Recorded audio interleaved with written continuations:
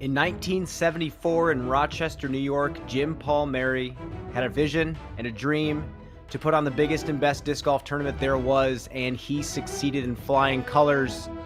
And 50 years later, we are still celebrating that exact same event. It is Jim Palmeri's 50th American Flying Disc Open, presented by Dynamic Discs.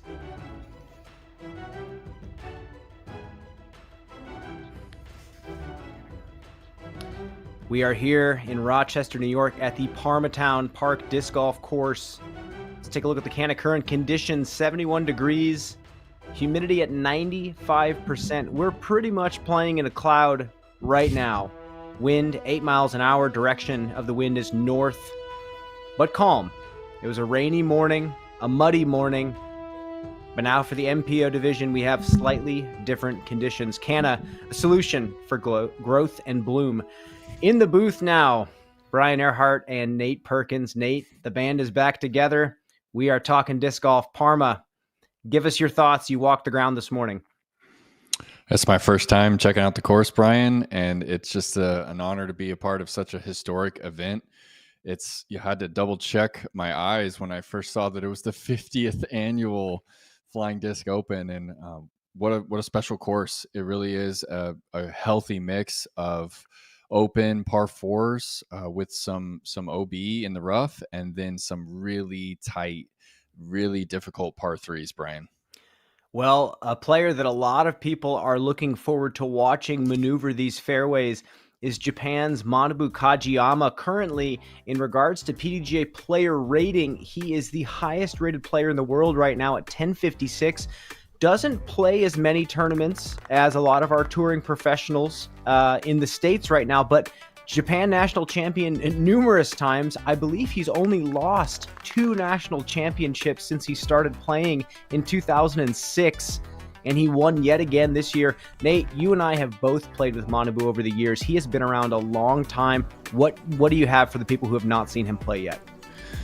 Well, Manabu is just one of my personal favorite players all time, and if anybody has ever read some of his work, the way that Manabu speaks and writes about the game of disc golf is something that I haven't really heard before.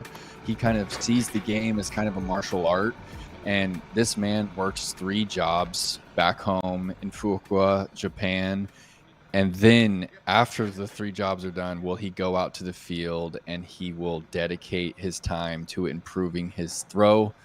And Brian, he's got one of the smoothest throws in the game. Oh, man. And this is a long-time flying disc athlete, ultimate player, a disc golfer.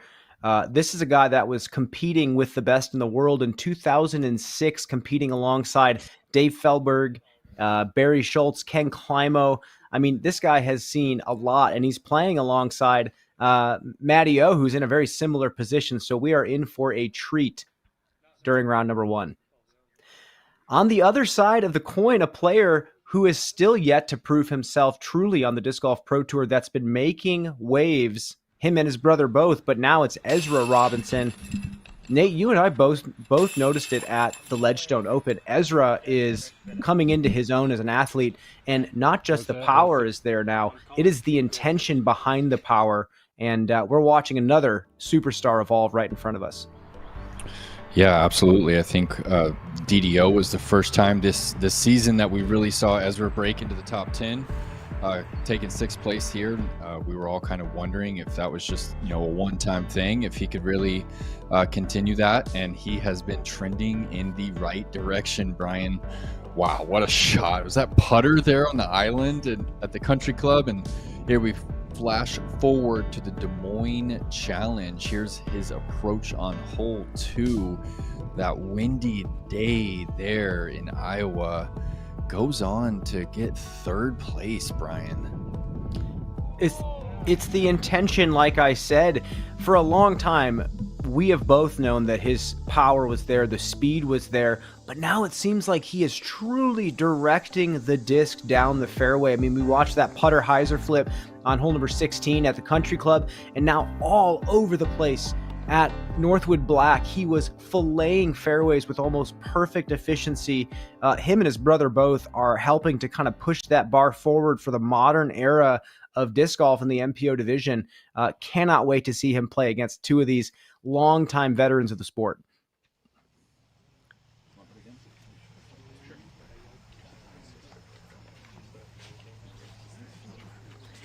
And throwing out the celebratory first throw, the man himself, Jim Palmeri. Absolute legend of the sport. It is my distinct pleasure to introduce the first ceremonial throw from the man who had the vision to run the first competitive disc golf tournament in 1974. Please put your hands together for Jim Palmeri.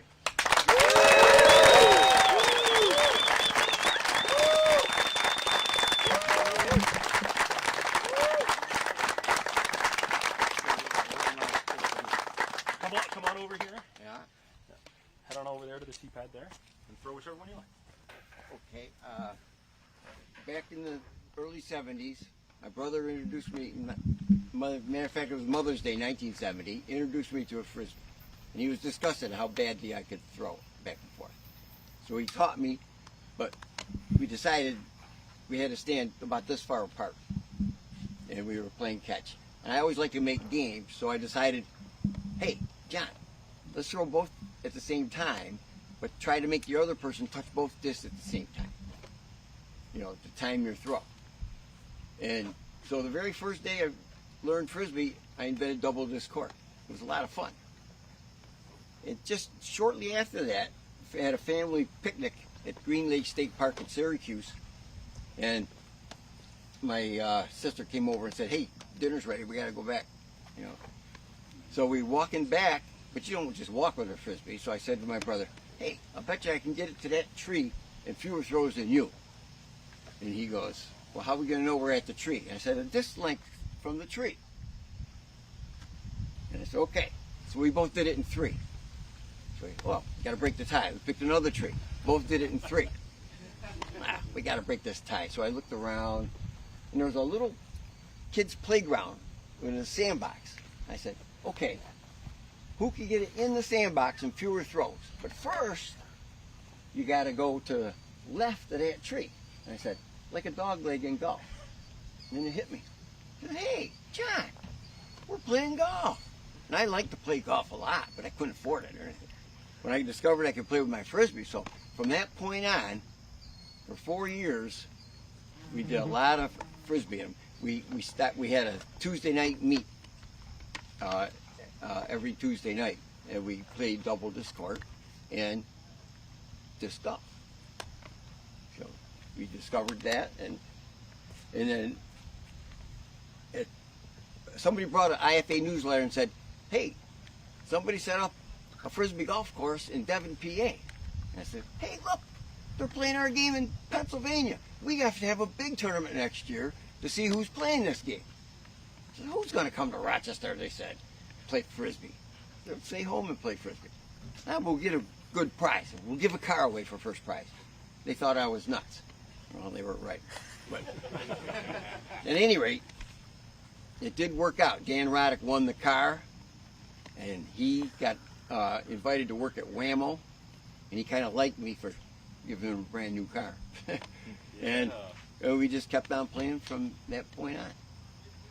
So it was a lot of fun. And now they're asking me to throw a ceremonial disc out there. Me, after all of these pro players and those shots that you've been seeing.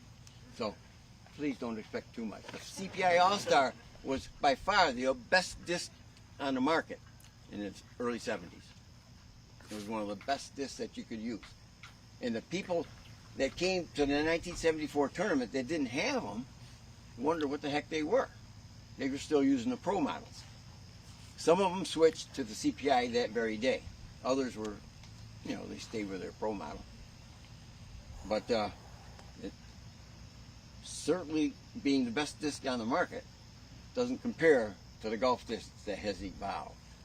So rather than throwing this one, I'll throw this one. Except if I throw this one, I'll have an excuse for looking bad. So I'm just supposed to throw a drive. Yep. Yeah. All right. Come on, Jake.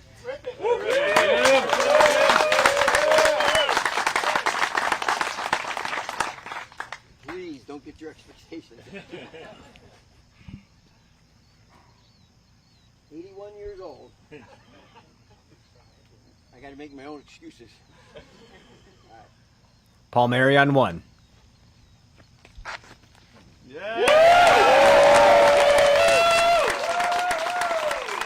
Wow! Full flex, Brian. Mark the fairway hit on U-Disc. Thank you very much. 81 years old. Wow.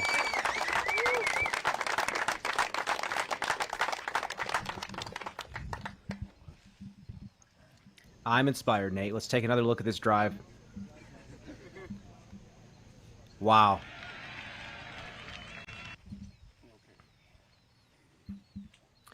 This is a man who, in the very first day of playing Frisbee, invented I don't know how I'm supposed to follow. Frisbee head's favorite sport, double disc But sport. let's start Just with saying phenomenal. the tee time for 235.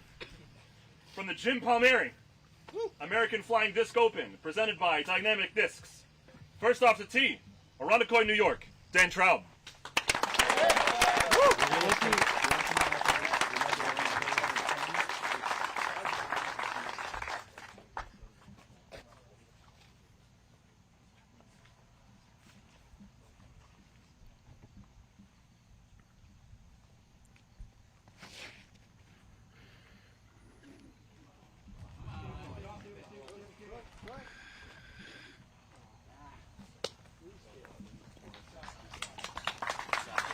Oh, that's got to be tough to follow, Brian. From Lakeside, Arizona, Connor Rock.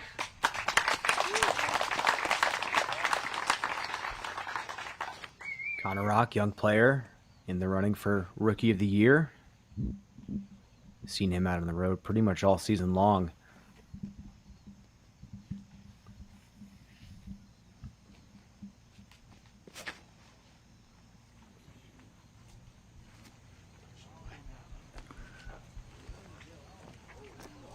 Little late fade right next to the tee pad. That's pretty ideal position. Our third player for the 235 tee time, from Greenville, South Carolina, Jake Wolf. And we get to watch some Jake Wolf disc golf, which, if you haven't seen him play, is a little bit different than how most play disc golf. This man is all power sidearm, all tomahawk, all the time.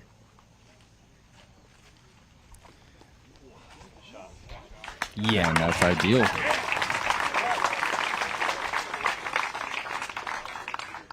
And our final player for 235, from Bedford, Texas, G.T. Hancock. And GT Hancock from Texas. Another solid all-around player.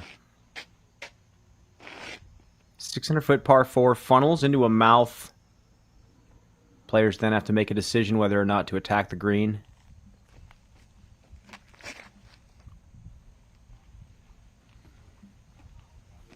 Needs to check up there. And does so. We'll have an anchor. And earlier you heard Jim Palmeri talk about giving away a vehicle as first prize for the 74 American Flying Disc Open. There it is, and there's Dan Stork-Roddick getting the keys from Palmeri. A Datsun B210. All you collectible car heads probably know what this is. A very rare car to find these days. But what a first prize it was. It's got to be one of the greatest prizes in disc golf history still. Adjusted for inflation, it was the biggest first prize in disc golf all the way up until the 2020 Disc Golf Pro Tour Championship.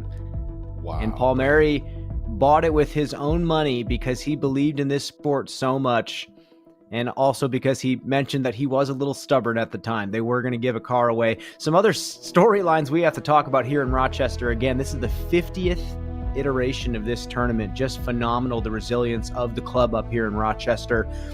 And also, aside from Matt Oram, who won the 2021 Stafford Open, we are likely to see a brand new champion on the Disc Golf Pro Tour. And Matt Oram is also looking for his first victory this year as well. And then we look at a brand new Parma course. Nate, you talked about it a little bit. It has been revamped completely to accommodate the best players in the world. And I truly believe, after watching the FPO players play it, it is going to do exactly that. Nice job. That's a good rip. Very good rip. Full ass on that. That was great. That was good distance. Good distance, he says. Absolute legend. I am truly inspired, Nate. Yeah, really one of the best intros that I've been a part of on the Disc Golf Network. And Traub is going to get up and down. There's an opportunity to save par. Solid second shot there.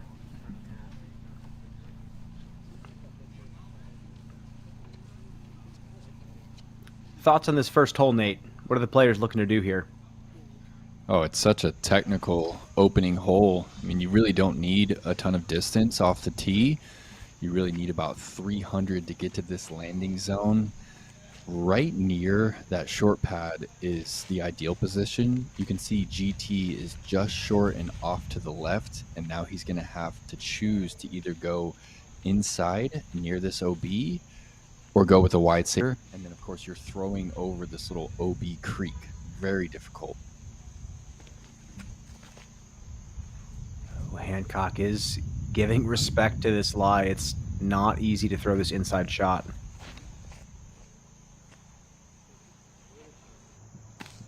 Oh, that's beautiful. Well done.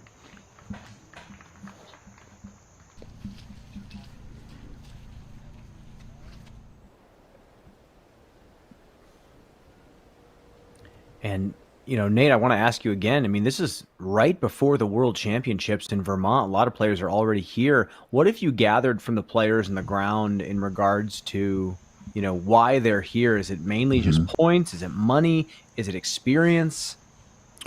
Yeah, it's a great question, Brian. Definitely one of the storylines here for this tournament. And I feel like every player kind of has a different answer specific to them.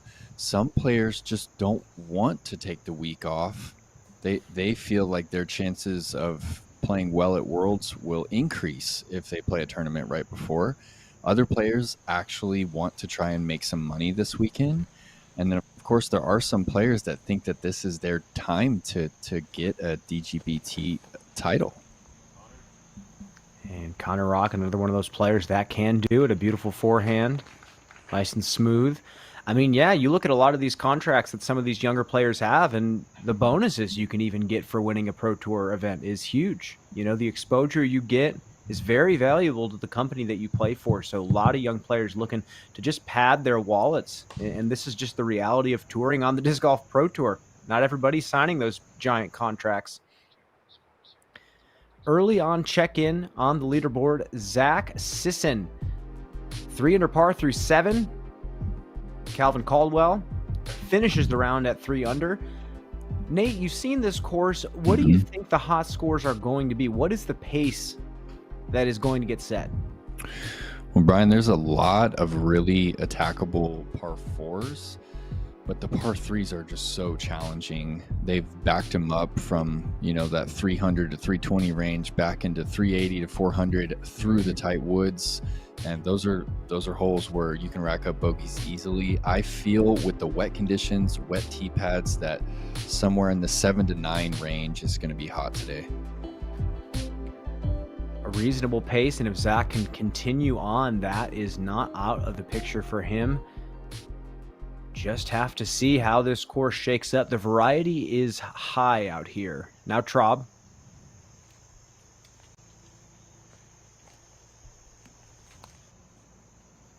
Decent run. Looking at a bogey from circle 1 now. A lot of nasty slopes out here, and the course got real muddy this morning when the rain started falling. Yeah, I believe they had 2 inches of rain last night. Now Jake Wolf looking like he is putting for par from circle 2. Out of bounds on that second shot.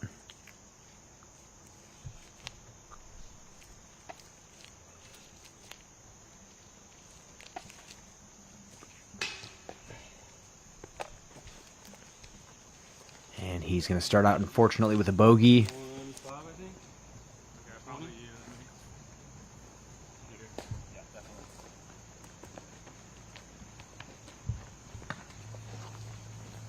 You will see some of the most unorthodox, aggressive lines that you'll have ever seen watching Jake Wolf play disc golf. We are in for a treat today. And not to take away from the fact that he is a solid player that has been on the Disc Golf Pro Tour all season. It's just that his play style is so unique that we just have to highlight how cool it is, what he can do with the disc.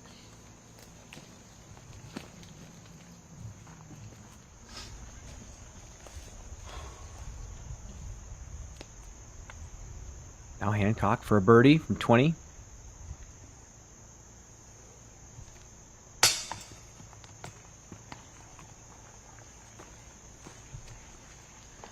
A little high there from the straddle.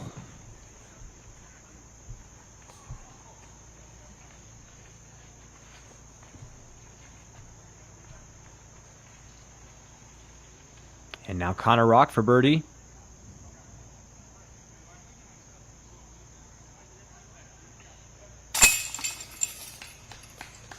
Nice birdie, Connor. Got it. Nice start to the day. And the man himself, Matty O, Matt Oram, getting ready for his tee off. He is stoked. Another one of those players that really doesn't like to take weeks off if he doesn't have to. Doing his. And with that said, we are going to take a quick commercial break. This man, Matty O, on the other side here on the Disc Golf Network. My apple, man. I know, I was kind of... I'm asked all the time, why do you play disc golf so much? The best answer I can think about is, there's just something about disc golf. You might think it's just like any other sport, but I can promise you this is not the case.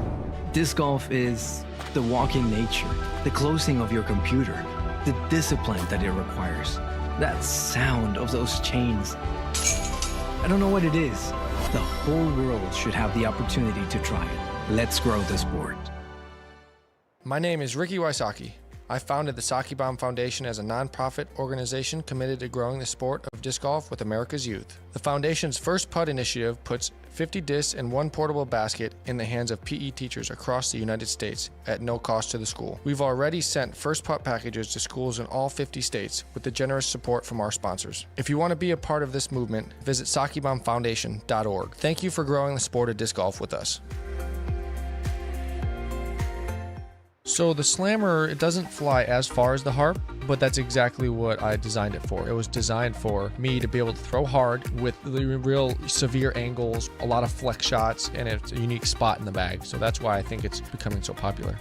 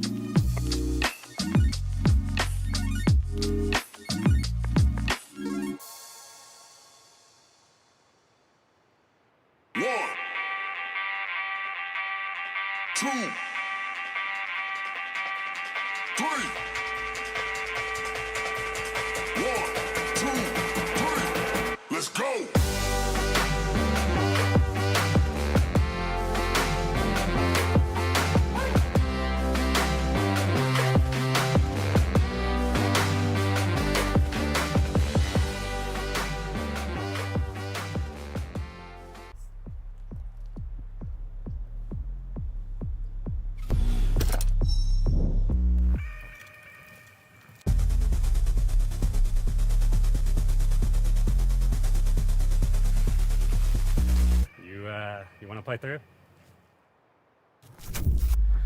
It's parked.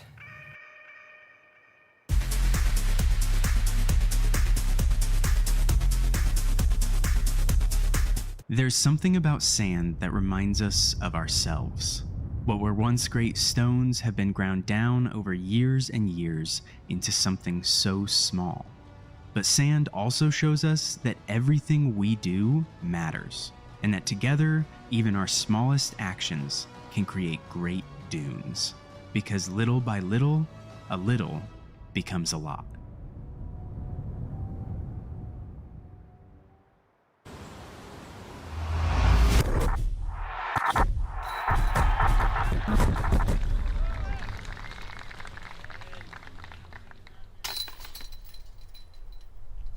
I want to be known for, I guess, like the titles I win, and I want to be known for winning a lot of tournaments.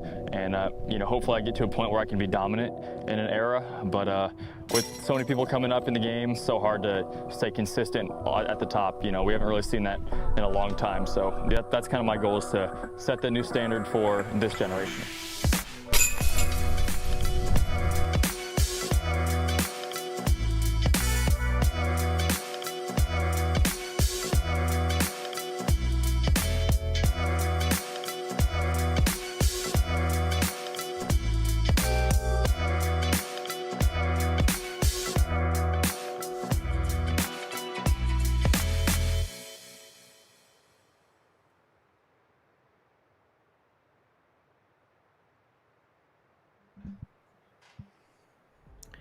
And welcome back. If you are joining us now on YouTube for round number 1, just wanted to say big shout out to Great Lakes Disc for making this possible.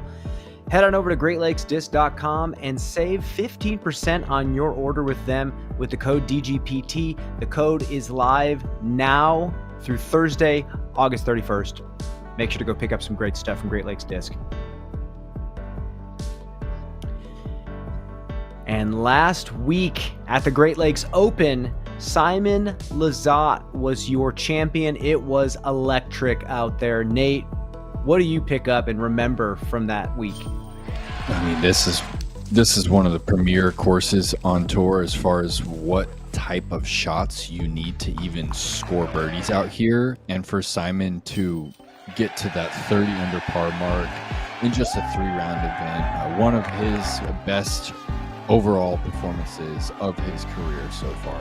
I mean, he looks primed and ready for the World Championships coming up next week, getting to go home and rest with his family.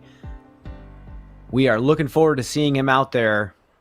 And until then, we have a historic tournament to talk about and some historic players that we get to celebrate today.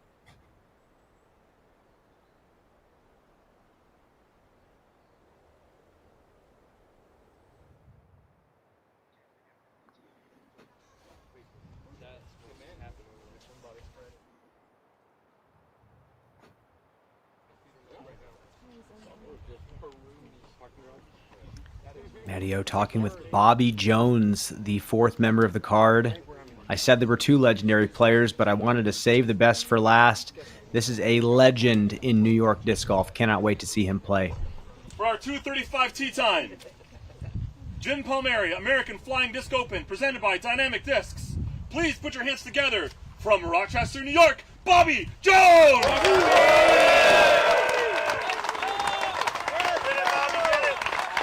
Bobby has been a PDGA member since 1985, PDGA 3087.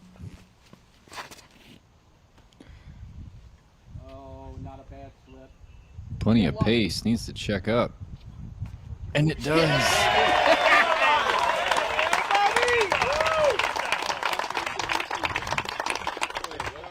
Our next player to tee, from Japan, Manabu Kajiyama! We have 2 4-digit PDGA members here. Manabu, PDGA 8139.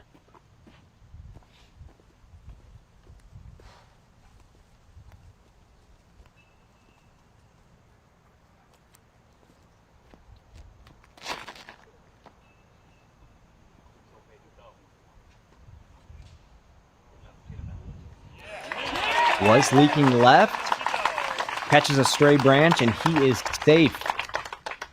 Our next to tee, y'all know who he is, from Creola, Alabama, Matty Oro!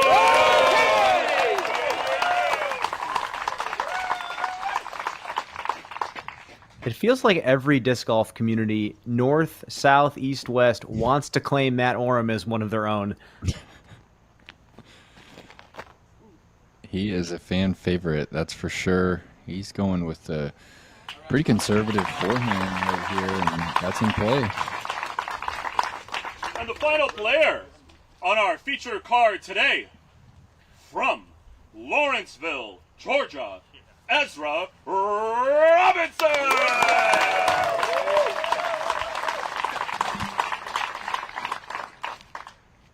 I'm looking forward to seeing the entire skill set of Ezra get challenged out here.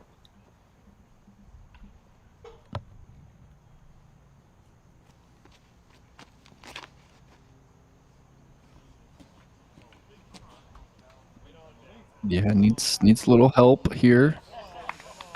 Yeah, just pushed it a little too straight. OB right. I feel like he went out of bounds far enough up to where he can stretch out and get up and down for par, but we will just have to see. Feature card is underway. Look at all these different generations playing on the same card. Now up ahead, Connor Rock. Speaking of younger generation, on to.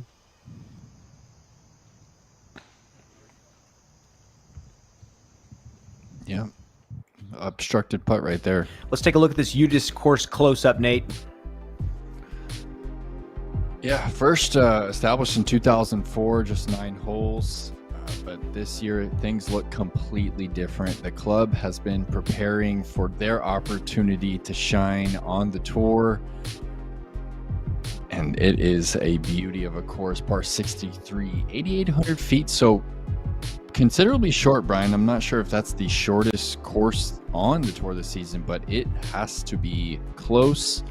And you are going to see a lot of OB here in the woods at Parma. They have laid a lot of stakes and a lot of rope on this course to challenge these touring players.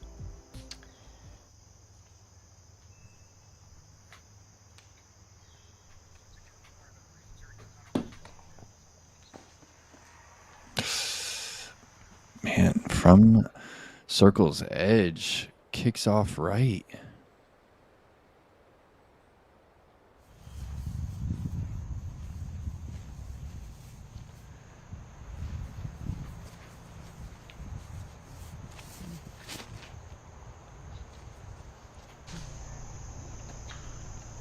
And luckily, Matteo stays on the safe side.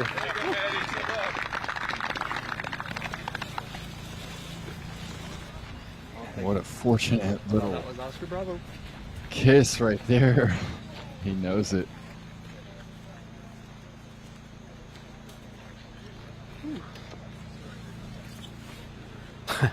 Sigh of relief. Definitely a treacherous green. Why can't he find glasses that stay on his face, Nate? Is that just part? I think it's just part of it. I think it is part of it. Some of his best shots I've ever seen in person, he's caught the sunglasses as they've fallen off his head. Manabu has a pretty much full skill set. Power backhand, finesse backhand, power sidearm, finesse sidearm.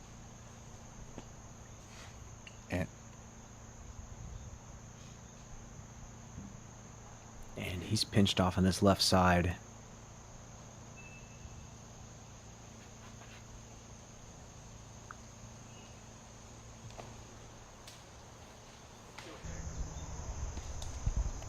And also getting a favorable kick right there. That looked a little sharp out of the hand, but that was a pretty tough ask of that disc. It's going to be a pretty simple up and down for Manabu.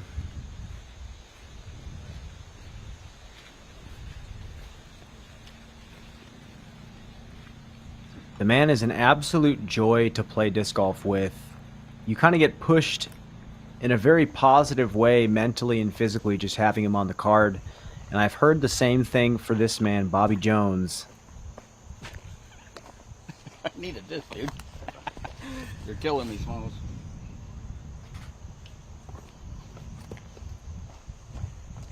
Hole 1 and the caddy's already messing up.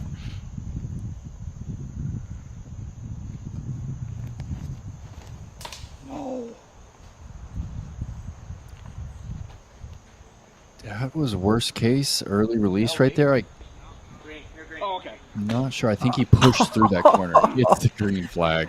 That's the local love right there. That's what I'm hoping for. Oh well. Up ahead, tee of 3, GT Hancock. Laying the towel down at the front of the tee pad. Wet and muddy out here.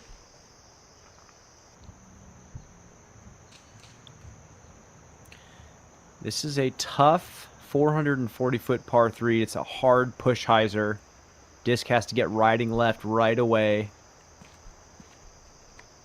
Yeah, this gap is only 12 feet across right here, 80 feet down the fairway.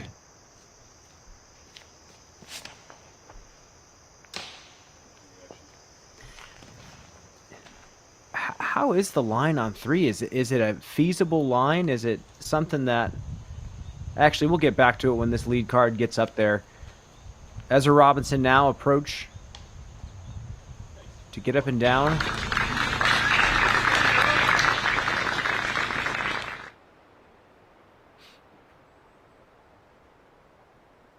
And the gallery funnels into the woods. Nate.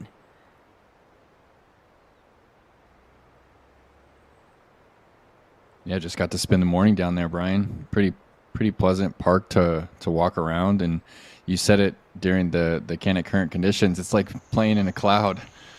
Yeah, we're just like 7 miles from Lake Ontario. And Mr. Jones puts himself into position for par.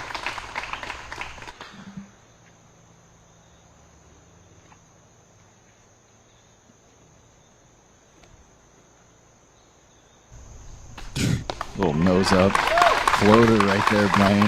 What a beautiful shot. Kind of reminds me of Kale's release angle right there.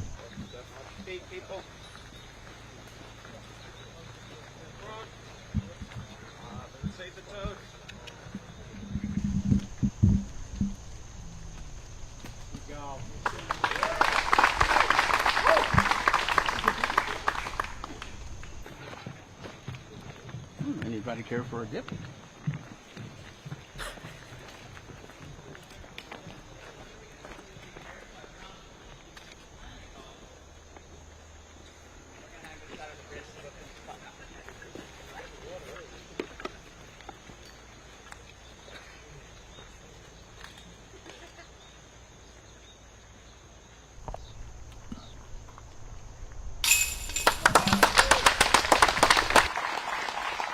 Robinson taps in the par.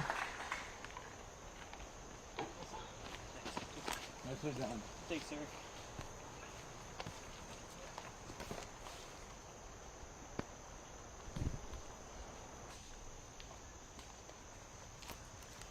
And now Jones to take a par as well.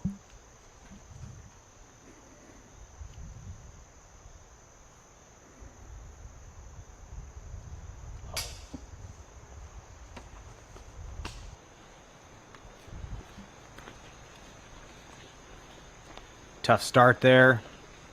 20-footer does not go down.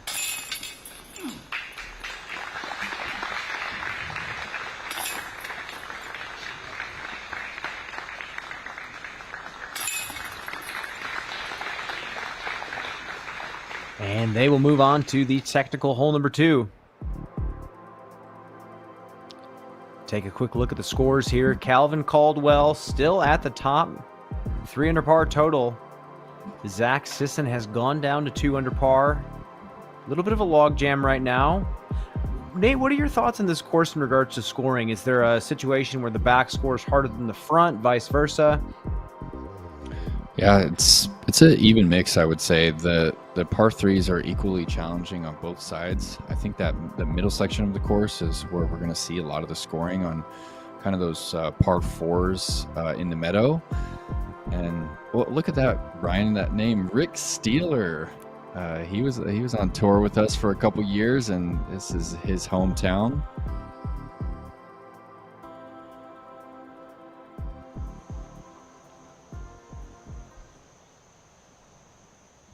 And now GT Hancock leaking a with bit. The roller. Yeah, I was gonna say.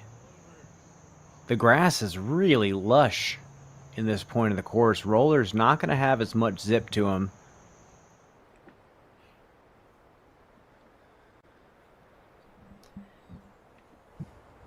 Beautiful Rochester, New York.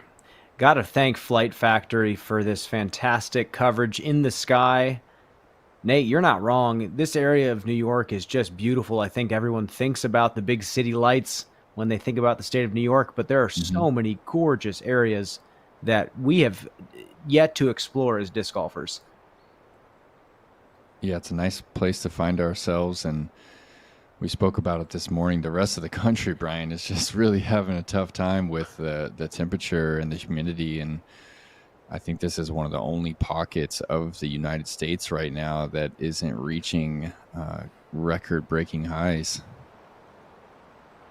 Well, I guess that's one of the positives this year. Weather has been a hot button topic on the Disc Golf Pro Tour. Just countless weather delays. Luckily, round one for the FPO was weather delay free. This is GT Hancock for par. Air, dude.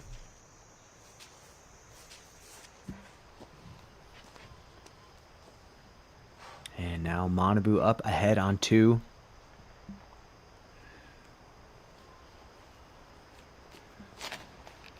He's going neutral mid-range here, getting a little flip up out of it, maybe a little too much roll on that mid.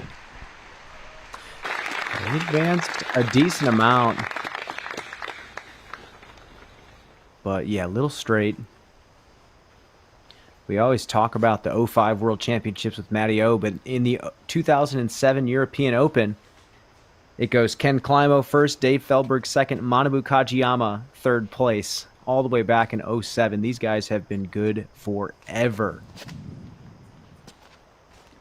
That's a really cool stat. That must have been one of the first few European Opens.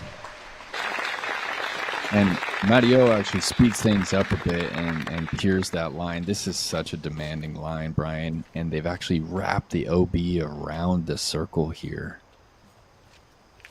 Now Robinson.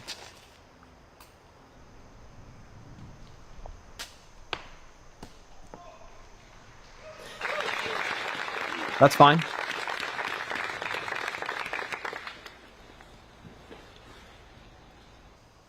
You know, I want to put this out there, Nate. I'm hoping for a Bobby Jones ace on camera today. That's what we're looking for. Gonna hit early tree, but still be on that left side. Yeah, a little slip there from Bobby. It's something we're gonna have to pay attention to throughout the rest of the day. These tee pads are having a tough time in the humidity and with all the rain.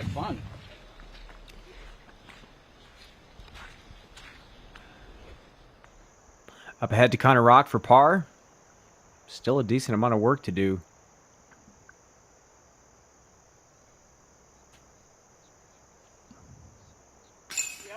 Got it. Even par for Connor Rock. Still staying afloat, moving on. Calvin Caldwell, 3 under par, still in the lead. Pretty clean otherwise. I mean, hole 10, only a real mistake that he made. Now Jones. No.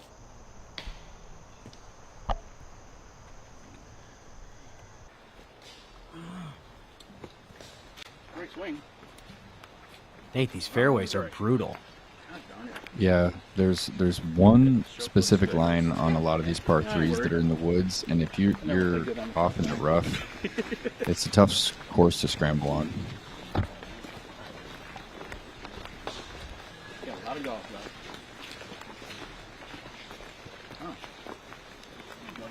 Bobby is the current #1 in the PDGA Global Masters Series in the MP60 division. Yeah, that's impressive. That list includes a lot of really good names.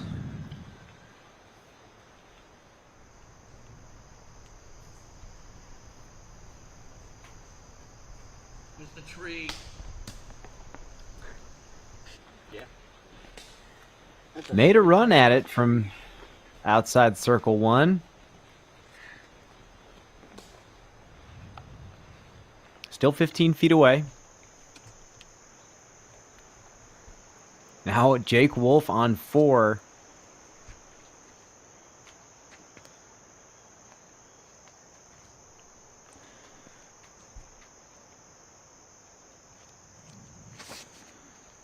Don't really see too many people deliver the forehand from the way that he does, Brian. The way that he's kind of has that disc on a flat plane as he comes through. Yeah, I would almost say like submarine pitcher versus sidearm pitcher, so to speak. Now Manabu back on 2, not going to fall.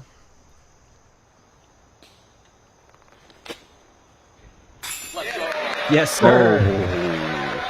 Clean. Uh-oh. That distance, man, Matteo might be #1 in the world from that 35 to 40-foot distance. Let's take a look at this again. Just a simple straddle stepper. And that's what Matteo calls the sand wedge from the bunker.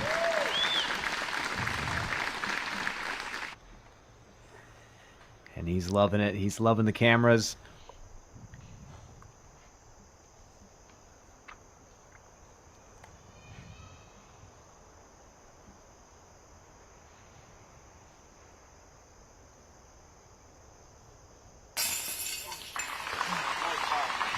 Weaky on the weak side.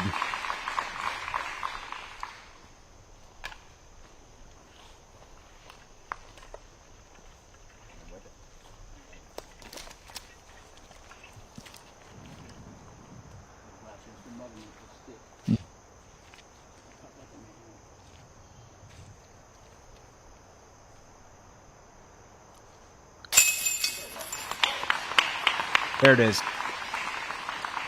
Out of the mud, into the water, into the basket.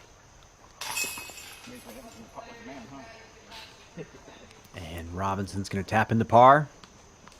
And they will move on to #3. Okay.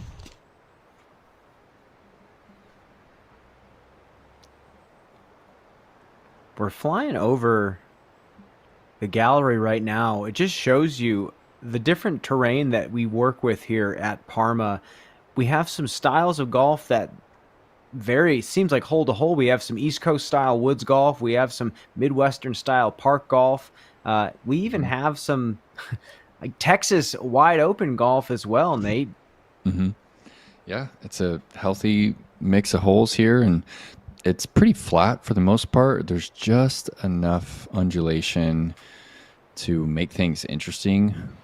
There's a few uphill holes with some low ceiling. There's a few mounds that the baskets are up on and a few side hills. So some pretty interesting greens that we'll see here.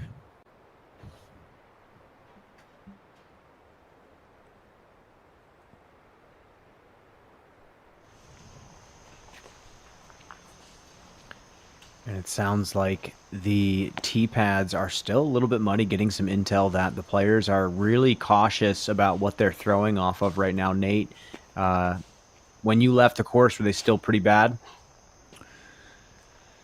Yeah, it's as good as it can be for wet cement and mud. I mean, it's one of the big questions of our game is like, what is the proper, teeing surface for the sport? It's not very common that a sport plays on cement, but cement seems to be the answer as far as money and longevity. But these tee pads are going to be something that we're going to have to keep an eye on. You're going to see people kind of change their footwork. We've already seen it today. Ezra kind of slowing things down. Matteo using that towel there. Manabu going with the towel here. So it affects some players more than others.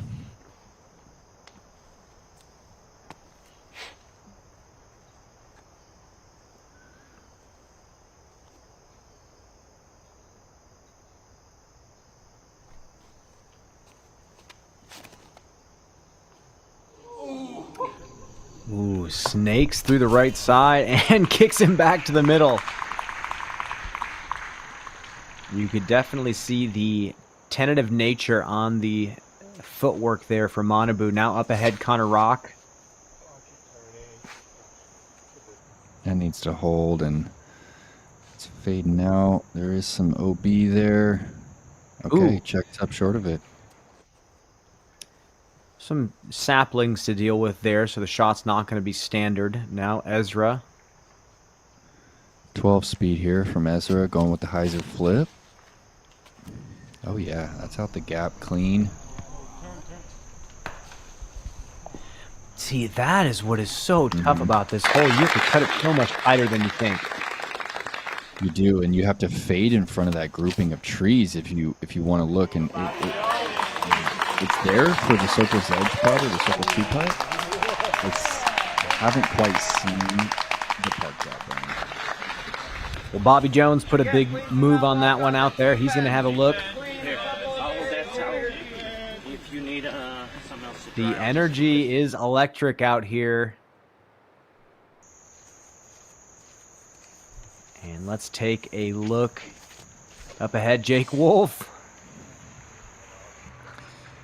And in the words of yourself, Brian, the man with the rotator cuff of steel.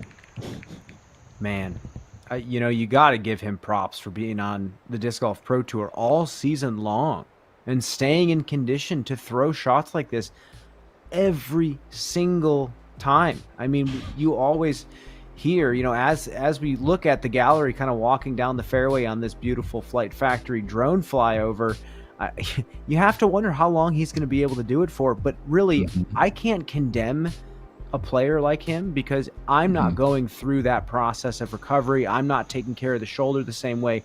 I don't know their process. You know, Chandler Kramer is another player we have to talk about that. They're just committed to that play style. And it is fun to watch at times. Manabu, simple chip up shot there. And Connor Rock from the left side of the fairway. Again, he's got those saplings to deal with, but he might be left enough. Yeah. He has enough distance on the pure hyzer to get there. That back wall of trees might prevent him from pushing straight. And yeah, conservative hyzer there. And now Robinson kind of pinched back behind this natural bunker of trees. Just fine.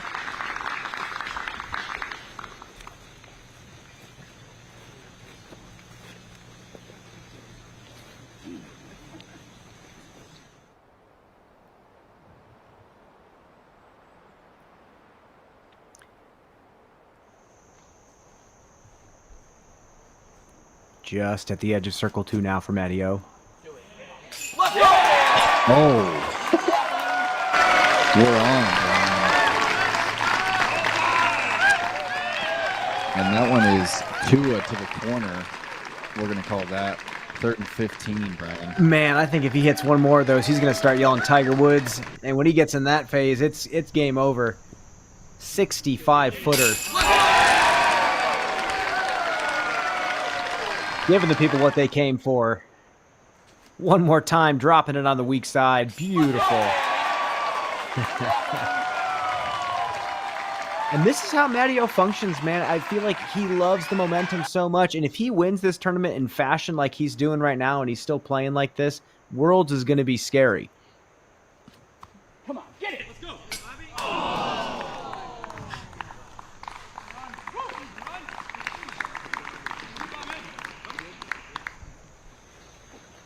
20-footer left for Jones.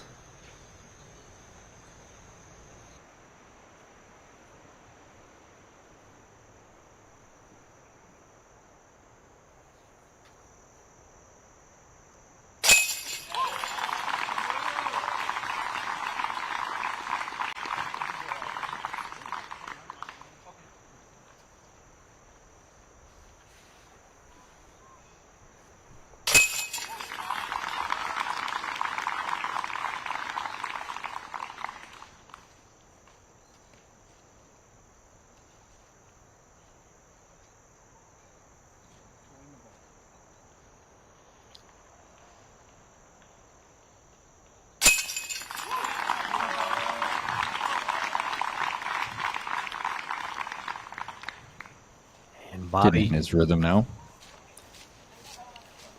He's got a really snappy putting stroke. Seems like every drive that comes out of his hand looks like he's really spinning it. He's prioritizing that over the pure speed. And now GT Hancock up ahead. Yeah, these little saplings make it difficult. He's having to go over the top of them. And front side of the circle there. From the straddle again.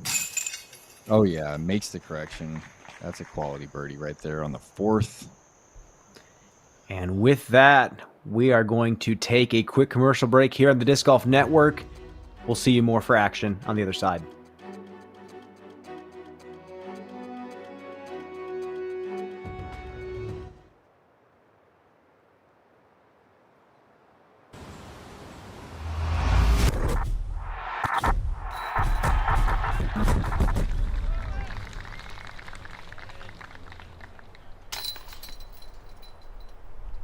I want to be known for, I guess, like the titles I win, and I want to be known for winning a lot of tournaments.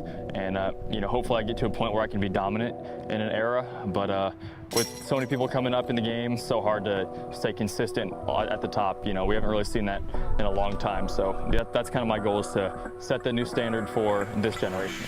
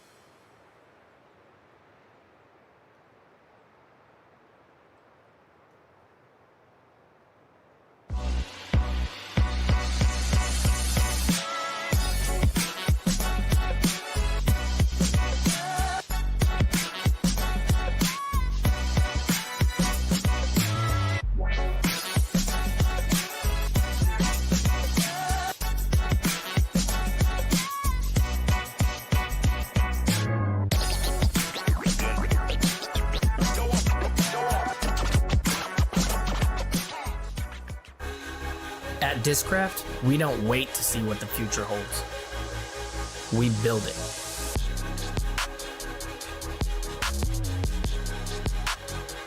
The future is in your hands.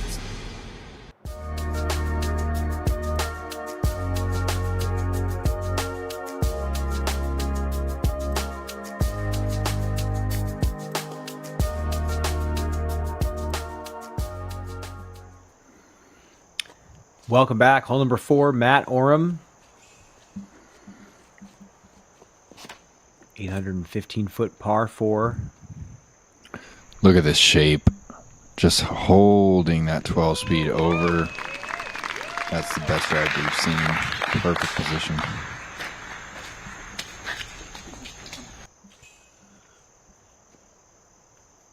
Yeah, need to get a little bit of turn out of the hand at the high speed. Got to clear about 400 off the tee if you want to be in a decent spot.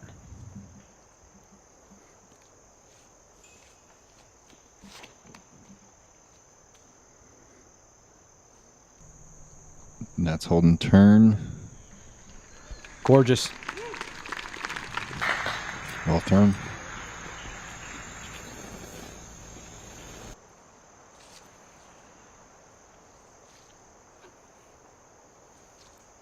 As we're going to open up on this one, neutral driver here. Oh, yeah. Look, cruising past Monaboo's. Oh, yeah. You know, cruising past. Stop links might be an issue right there, Brian. Yeah, that's what I was going to say. He got the distance, but his second shot's not going to be as fun. Mm-hmm. Bobby going really flippy here. You can see the hyzer he's lining up out of the hand.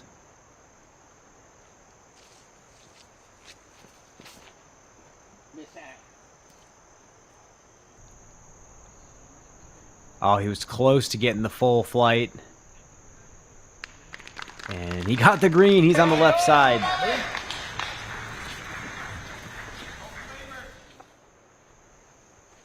Okay, hole 5, Hancock. Oh, Oh, big slip right there. Wow. Both feet seem to slip out at the same time, and fortunate for that one to kind of fly flat like that.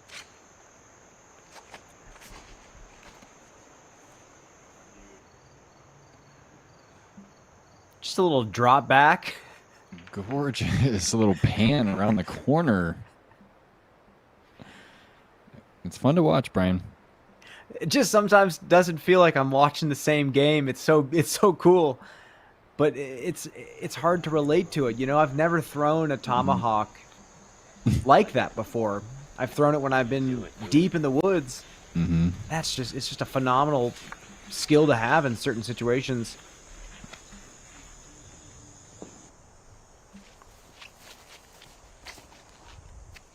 Oh, baby. Going sky roller here.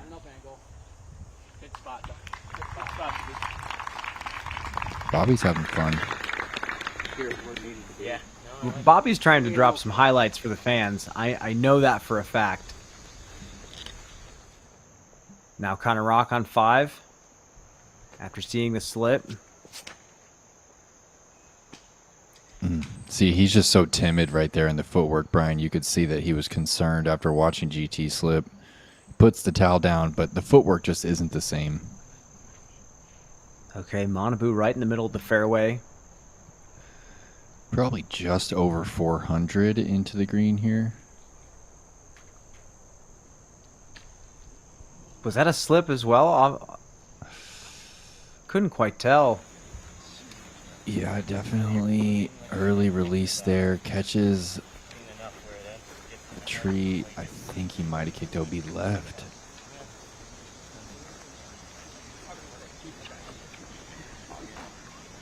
Udis currently has him on the fairway after 2 throws. Okay, cool. Potentially avoiding the OB on that left side.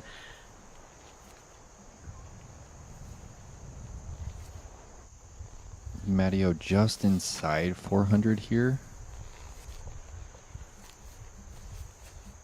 Short enough to go mid-range here.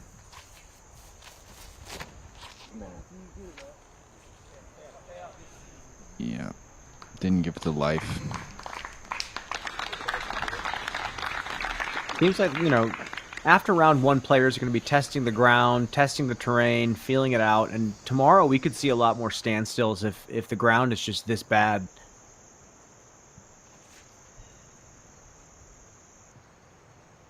Now Rock.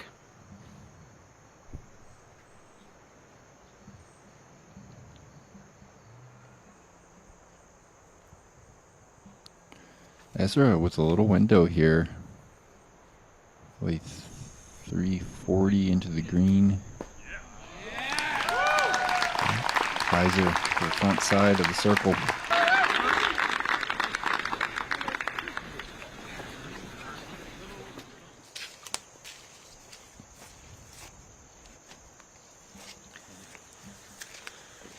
Well, Nate, GT Hancock is in the water, but is that water out of bounds? No, we've seen a lot of this so far today. It's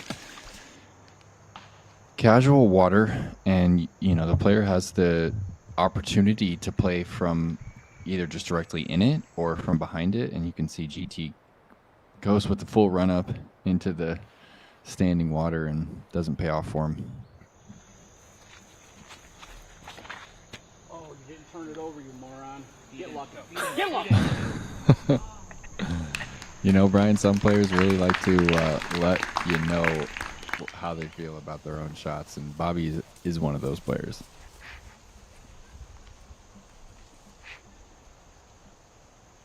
Manabu's third.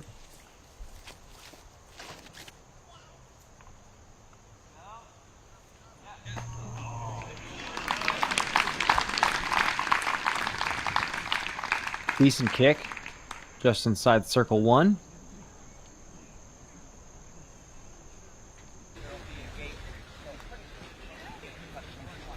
Good work. Yeah. Hopefully that'll be like the only one we have to do today. And now up ahead to Hancock. Ooh, this tree is almost in his follow through. Tough angle. Oh, and just an unfortunate little reaction that might obstruct his putt.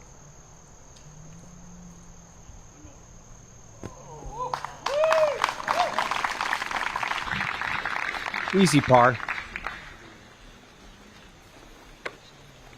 Yeah, it looks like Matteo actually switched back to the putter that he was originally using. He went with a more shallow putter for the early and mid part of the season, and he went back to these deeper beaded putters that he's been using for last few seasons now. And now we have Bobby Jones. Didn't get the turn in the last shot.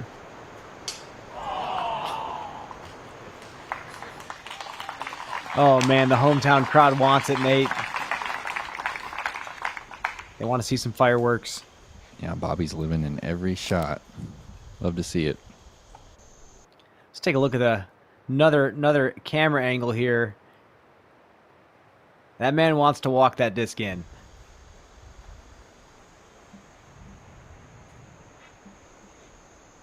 Now Manabu for par.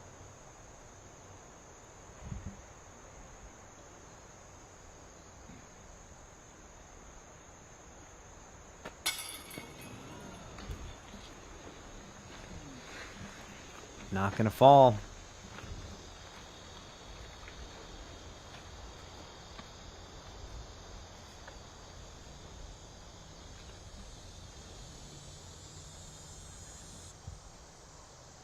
Nice putt. Oh, yeah. Feeds it through the gap right there. Ezra on the board.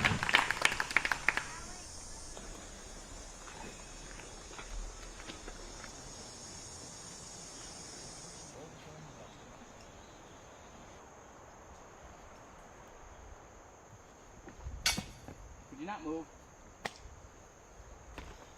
Oh, no.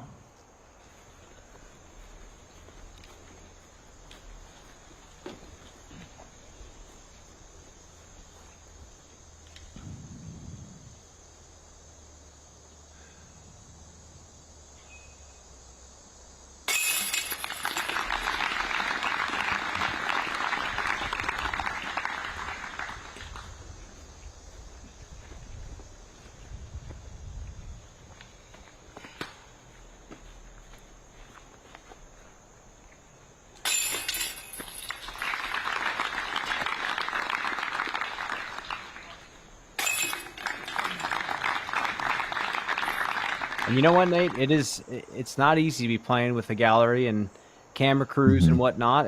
It's distracting. The reality of it is it's distracting, and Yep. it's just something to have to get used to. And now Jake Wolf throwing the big forehand roller opportunity. Forehand roller. This man's creative. Well, Nate, let's tap into your creativity here for your notes based on how you feel about this course here, brought to you by blackinkdisc.com. Yeah, well, we've seen so far that the course is playing tough, so you really have to stay patient out there and not worry if you're not birdieing a lot of holes. And looks like I was unable to spell things properly, handle the slick tees, Brian. The trees are wet as well, but the tee pads, they're slick. And, you know, whether you lay the towel down or whether you try and forget about them entirely, the Calvin Heimberg method, you know, or whether you just stay balanced on your feet, handle those slick tees, and know where the OB is on those wooded holes. It really comes a lot closer to the green than you think on some holes. And if you've played this course before, a lot of the OB is brand new out here. Nate's notes brought to you by blackinkdisc.com, the premium disc golf store. Wolf not going to capitalize. Now Hancock.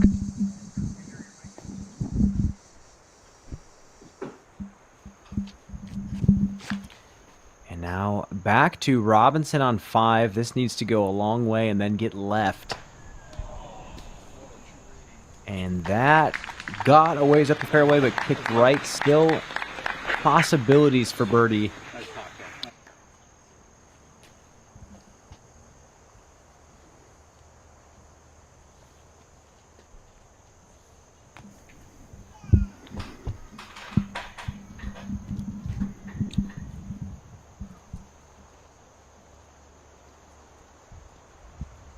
don't need a ton of distance off here, Brian. Just 605 feet. Placement's really key. Matteo's looking to go maybe 350 off this tee and getting that one to flip up just a little too much. A favorable kick, though. He's going to be in position to bend the corner and get a big skip. It is all about angle on this second shot.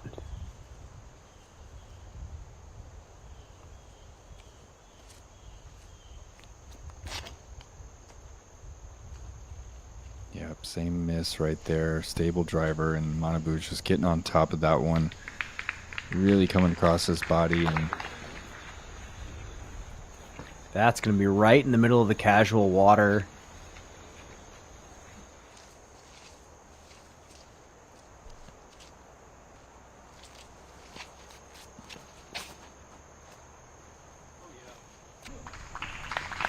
Oh, and Bobby loves it. Beautiful. Beautiful. You know what those are? Those Tiger Woods. Whack! Pick up the chief. Yep. Thank you. I probably would have parked it then, Tim. Up ahead to Connor Rock. Number 6. yeah, a lot of airspace here. Look, you can see Connor really slowing down the footwork there, and he's got plenty of arm speed to still deliver the 12-speed driver. And that's going to be on the right side. Still going to be obstructed a bit.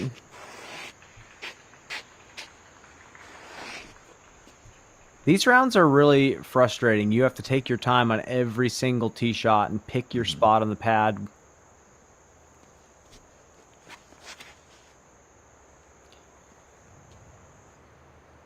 And it looks like he made a good adjustment here.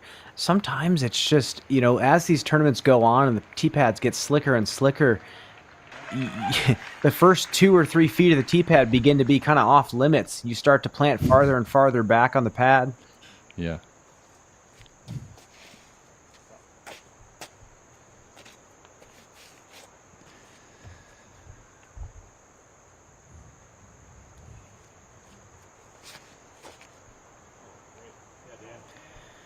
And Dan Traub throwing a beautiful shot here. A little bit of turn. Puts it in play.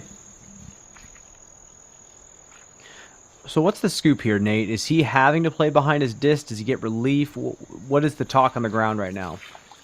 Well, I believe the rule is that you can take relief directly in line of the pin to the first available lie. And it looks like Manabu is not going to take that relief, and, you know, he's just sending it. I am all for it. Manabu very proficient from the standstill.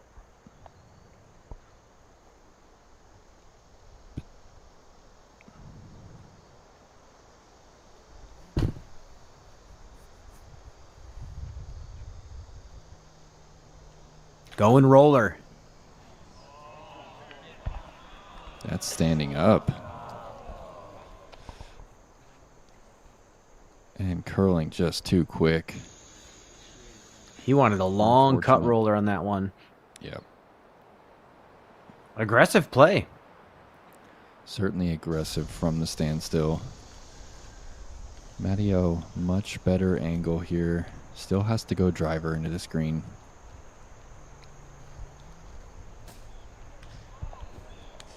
Hits the angle, doesn't quite catch the shades, Brian, but That's what I hear. That's what I hear. These are like the most aggravating ones I've ever heard. That's a volunteer right there. I got that. Up ahead to Jake Wolf on 6, going forehand.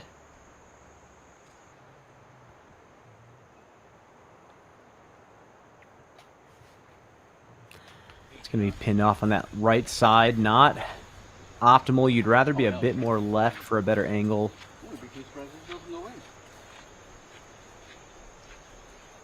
And now Bobby Jones after a really nice tee shot.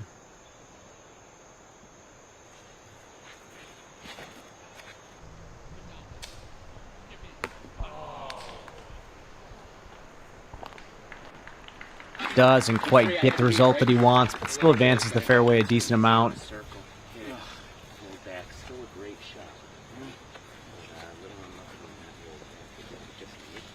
And now Jake Wolf's second shot after being pinned on that right side. No way. This is so steep.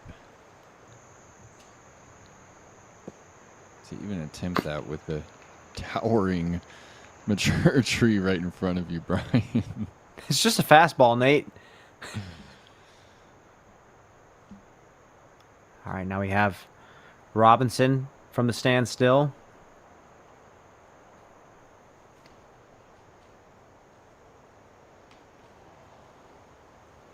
Circle 2.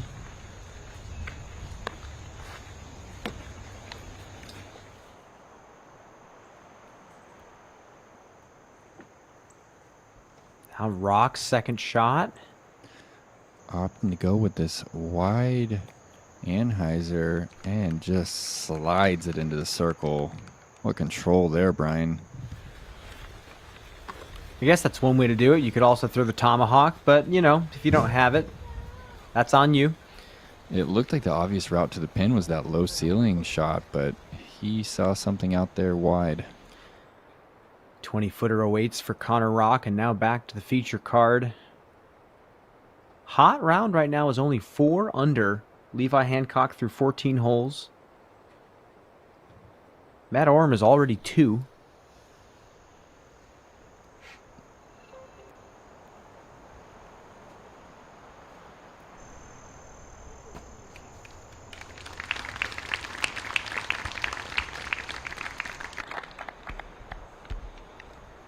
Manabu struggling to score. Throwing some nice shots here and there, but just not quite getting the birdies. Yeah, he's a bit out of sync so far.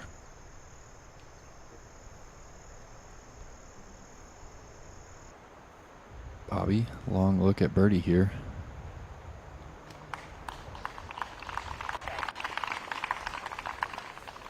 He will walk away with par.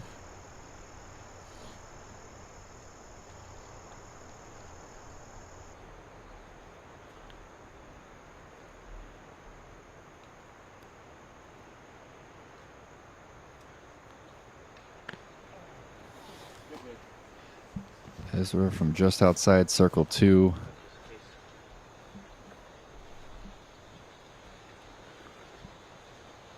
You know, it's interesting, you know, on camera this course does not appear excessively demanding, and yet the scores are showing us something else.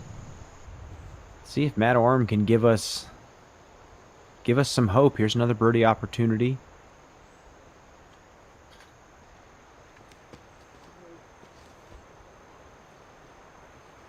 And Hancock up ahead. A little wide with that forehand, and just finds the rough there just outside the circle. Doesn't get the skip back in.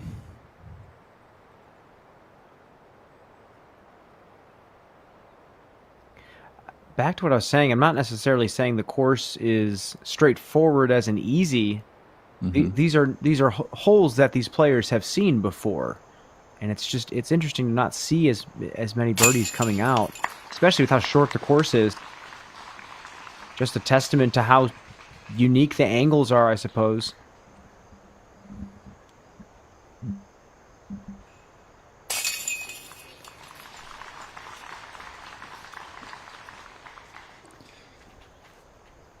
Well, Bobby thought it was good. All right, as we're on the pole, a little slow start, but, you know, 1 down, it plays through 5. Back-to-back bogeys there for Kajiyama. And he is going to move to 2 over par. Oh, GT has a putt here. 38 feet.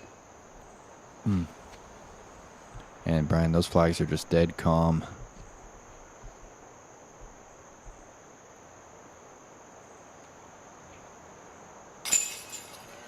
Oh, yeah.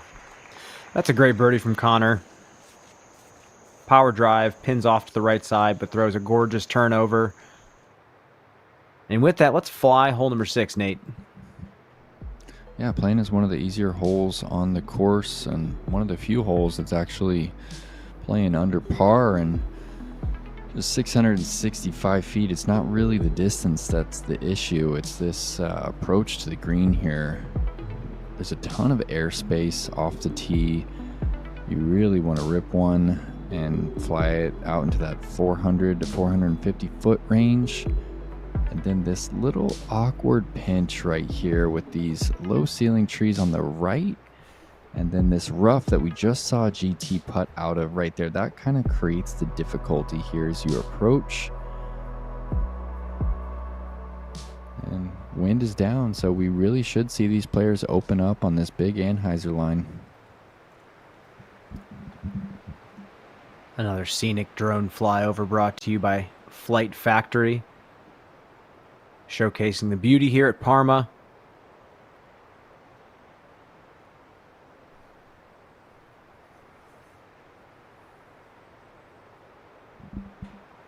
You know, Nate, we talk about tee pads, and, you know, we always theorize about what is the best teeing surface. Mm-hmm. It makes me actually question what Connor is actually doing right here. You know, if the tee pad should be the surface that we feel the safest throwing from, mm-hmm. as we take a moment of silence for this park job by Connor Rock. That's exactly what hole 7 is asking for, that little baby S flex, and it's the best we've seen it. And now Robinson. Yeah, carry forward with that that question, Brian. I'm curious. Yeah, well, I just, you know, I wonder at what point is it not okay to put a towel down or put a piece of turf down? Yeah. You know, are we okay with that, you know, in our sport because of the fact that we don't know what the optimal teeing surface is? What do you think about that? Yeah, it's a good question. I don't think that we've fully found the answer yet, and because right now, Brian, there's no rule that's saying that you can't, you know, bring a 10 by 12 just like beach towel and just lay it exactly across the whole tee pad. So we're still figuring out what the best surface is, and it's hard because sometimes some surfaces are good when it's dry, some are, you know, good when it's wet. So, well, we just see it right now with Bobby Jones. Another slip job on the tee pad. You see him jump up and down in frustration. You know, at what point are you are you able to have a full turf tee pad that you roll around in a wheelbarrow? You know what?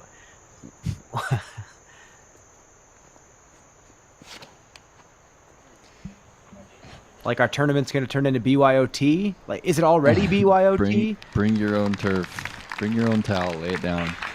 And these small towels that these players are putting at the front of the tee, I feel from, you know, my personal experience that sometimes that makes it difficult because then you start to hyper focus on exactly where that front foot is going to land. And now Wolf on 7, trying to get that upside down skip from the tomahawk, and he's going to land in deep circle 2 there. Like you said, Nate, Connor drew up the line perfectly. It's a slow turn initially with a checkup at the end.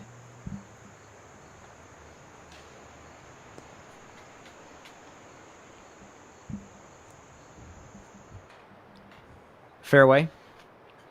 Take a quick look at the leaderboard. Levi Hancock, been touring for a few years now. 4 under par through 15 holes, and a big log jam at 2 and 3 under. Martin Hendel tied for second place. Another long-time disc golfer that's been good for a very long time out of Canada. Yeah, I wasn't even aware that Martin was in the field. He is certainly one of the favorites out here. He's had a great career, and he really doesn't use a lot of momentum in his throw too, so I imagine that he's pretty fine with these slick pads. Look at this cut roller, Brian.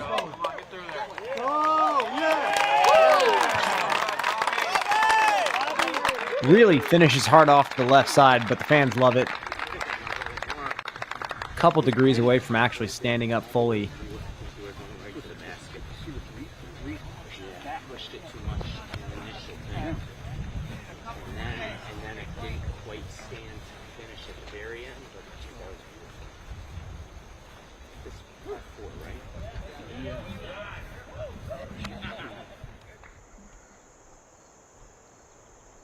Now Jake Wolf up ahead.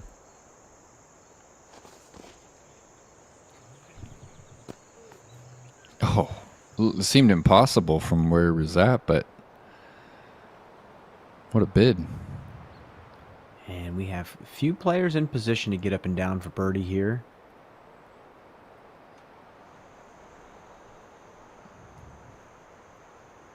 Yeah, 290 for Manabu. All Annie with this neutral mid.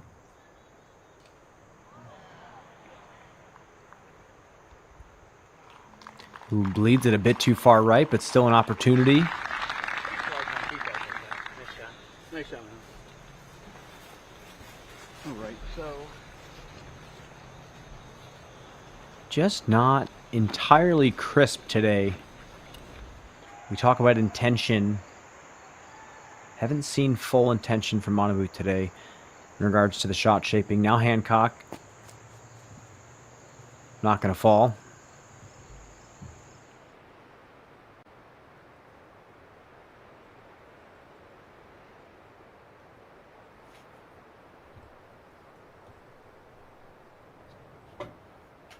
Just overlooking the beautiful lush grass that we have here on number 6.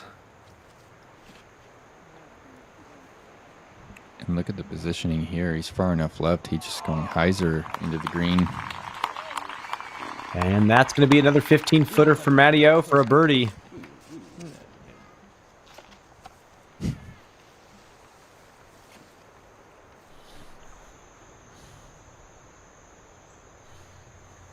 Ezra forced to hit one of these little gaps. Oh, and pures it. He's from the southeast. Gaps are no problem.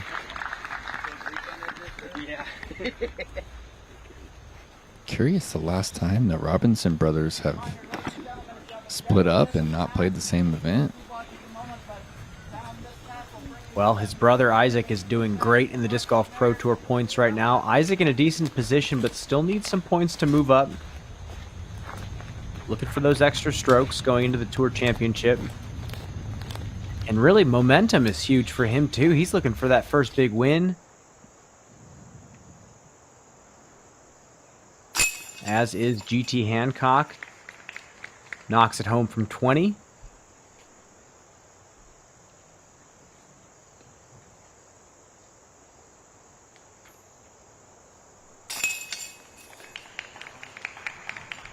Okay, Connor Rock starting to heat up a little bit. Back-to-back birdies.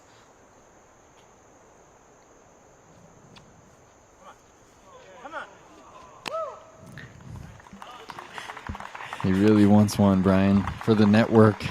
To be fair, that's exactly how I'm running in from that distance as well. I feel him. I understand that. Just the Jeremy Colling Memorial run-in. Arms out wide. Oh, I'll never forget that. I watched that one live, Nate. That was phenomenal. Now Manabu for birdie.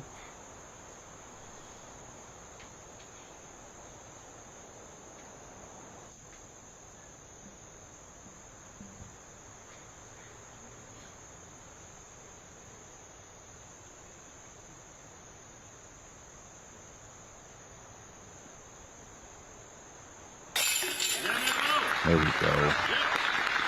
Clean stroke.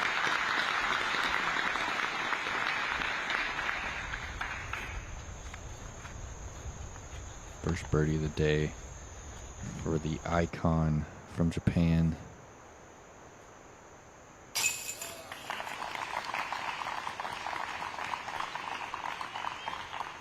Robinson playing solid as well.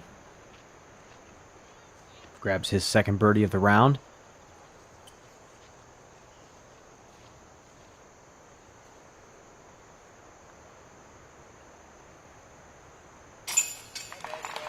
And now Matteo to go 2 off the lead.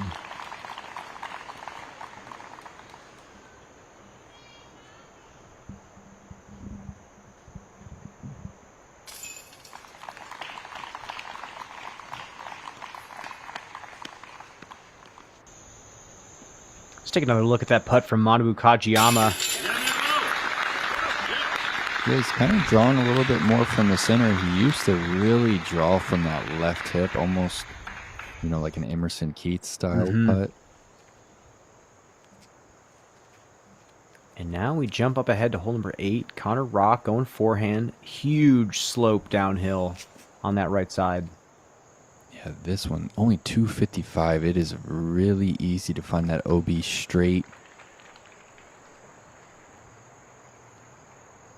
Good distance control there from Connor. He has an uphill 24-footer. Scores again. Starting to be a log jam at 3 under par. Martin Hendel, 3 down through 9. Matt Orm, 3 down through 6. Ezra Robinson right behind him. But Levi Hancock continuing to set the pace. 2 more holes to go. 7 under sounds like a solid round. Nate, what are you thinking is going to be hot now that we've seen the players through this first section of the course? I'm still sticking to sub-double digits. I'm going 7 down to 9 down is going to be our hot round. Robinson on 7, hard turnover. I think he heard something late.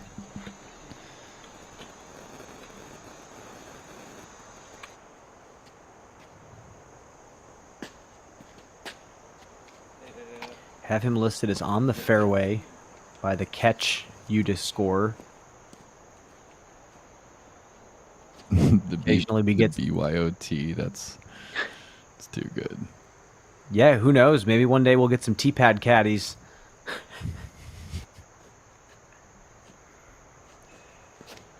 And this is just such a demanding shape right here. Oh, when he catches the tree, there's one tree in the center of this fairway, Brian.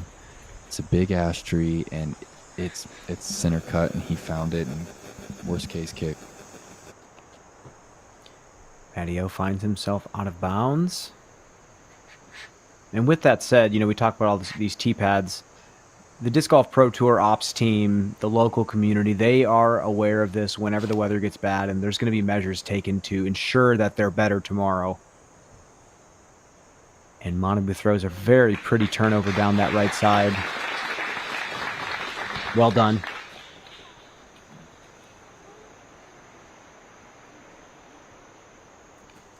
Inside circle 2 for birdie.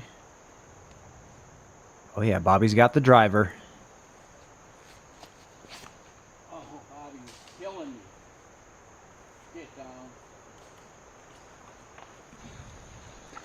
We'll just have to see when we walk up there. Yeah. I see what he was trying to do. I think the nose up was okay. I think it just needed to be a little bit lower. I know I sound like a burrito, but Get a little bit more turn.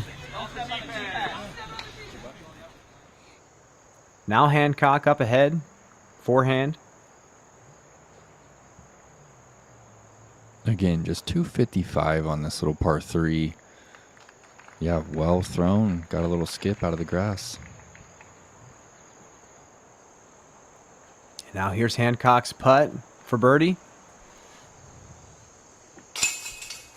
Yeah. Yep. Even par.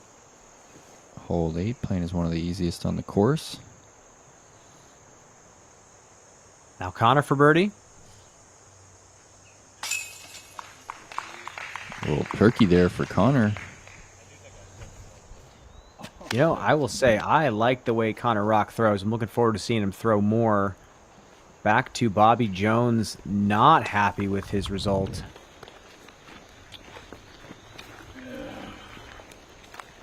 And that's going to find out of bounds. And he's going to be putting for bogey from circle 2.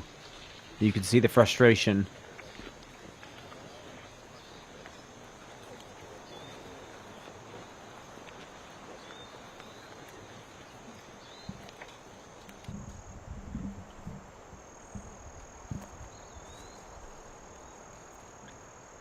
And this is not easy, Brian. There are a lot of little baby trees in the way. It looks like he's going to try and drop one in over the top.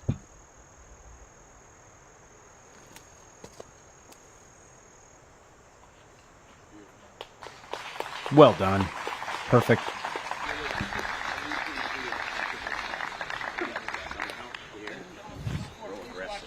is. Well, see, I can't take the rest of it. It would be comical.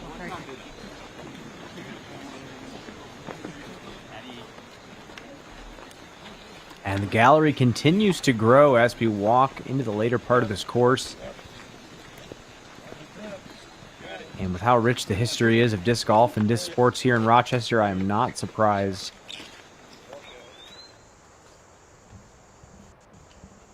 Now Robinson from circle 2 for birdie.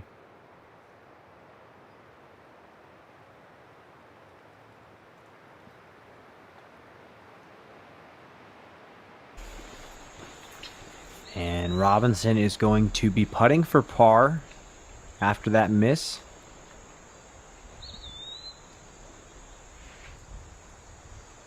That was an opportunity to swoop Matteo, but no dice this time.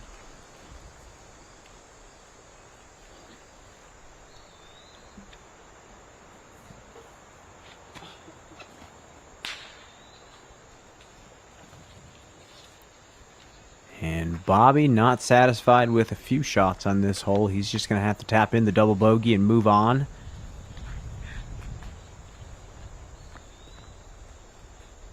And Manapu went with the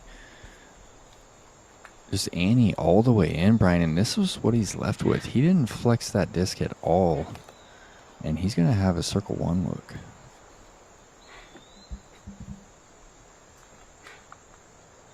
To get back to even.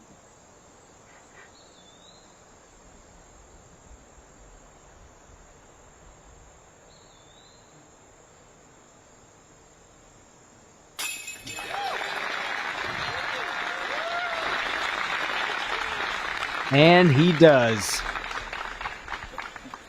A little bit of fire here from Manabu.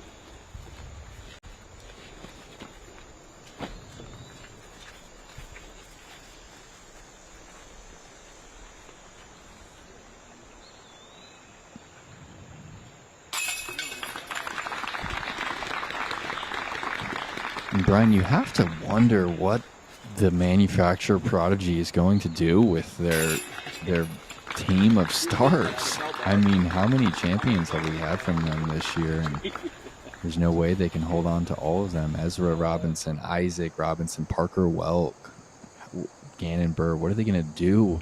Alden Harris. Hey, you know what? Be proud of developing such good talent. You know, wherever the players choose to go in the future, I think a team and a team manager would be proud to see their players succeed, you know, and they're helping to usher in that next generation of player, that's for sure. And Connor a little bit short in the 460-foot par 3. Decent move on it, but footing muddy out here. Starting to jump into a more wooded section.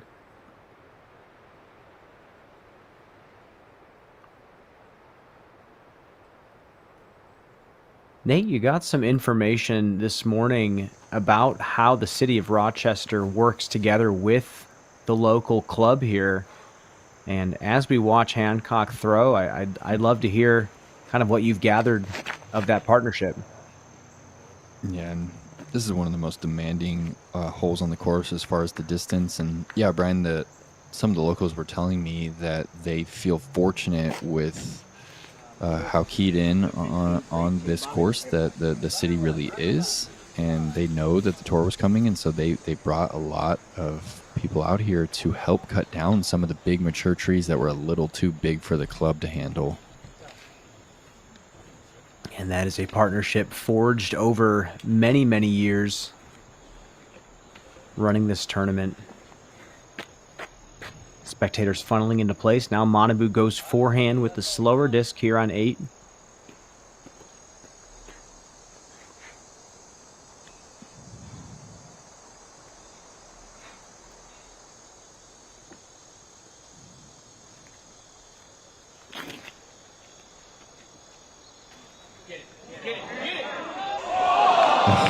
Oh, Brian. Gets it to stick on that steep hill, too.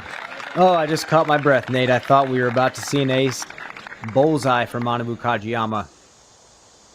see this one more time.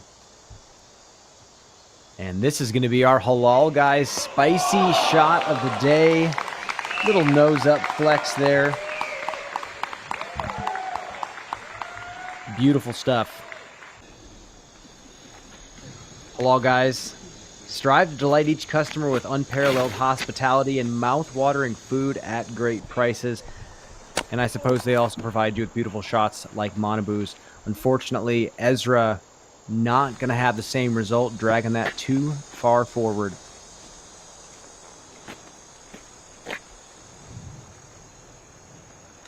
Matty O likes to call this the finger pop.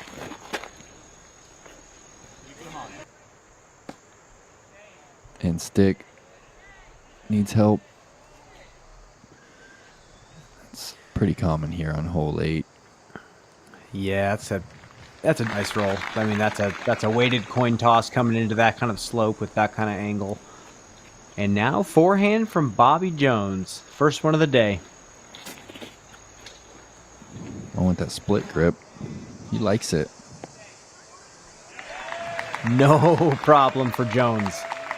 Walks away off the tee pad.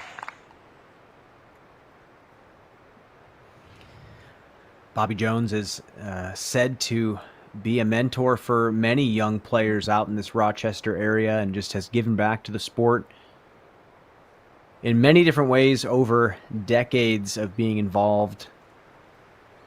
It's people like him, it's people like Jim Palmeri that have laid the foundation for this sport to even get to the point where we have a Disc Golf Pro Tour. Hancock lays up under the bucket there.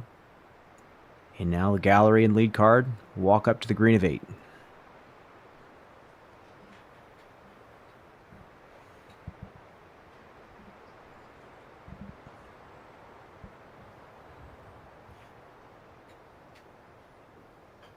Little 45-footer coming up here for Matty.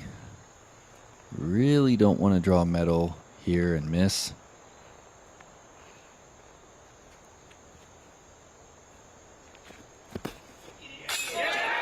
Okay.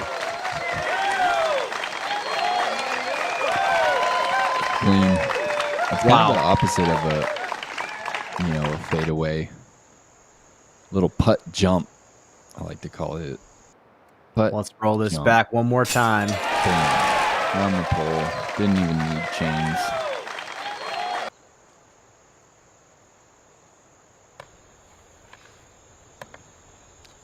Now Robinson for par. Circle's edge.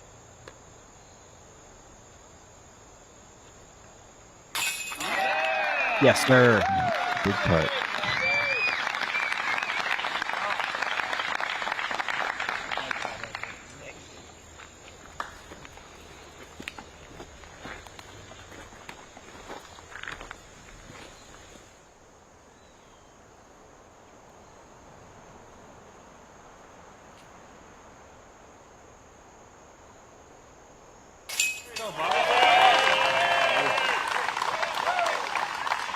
One for one on sidearms for the day. Bobby Jones grabs the birdie. Watch your head there, Manbu. I believe that's a turkey there to get her par. Okay, up ahead, Connor Rock.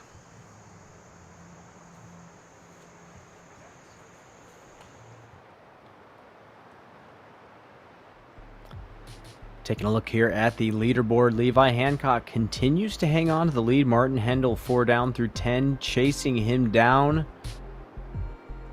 And Matteo 3 down through 8. We'll see.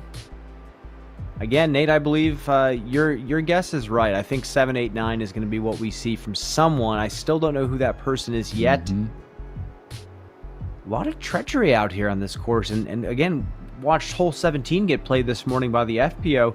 That is a brutal, brutal wooded hole, and anything can happen there. Yeah, and that one's a par 5 for them. Playing as a par 4 from the same pad for MPO, and that one's playing tough. 1 is playing tough. Oh, 10 and 11 are so tight. We have yet to get into some of the more dangerous holes here at Parma.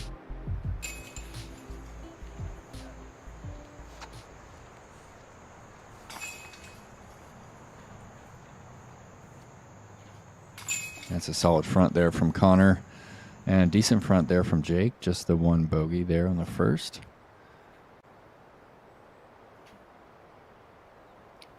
Now our lead card jumps up to the hole, or the tee pad of hole 9.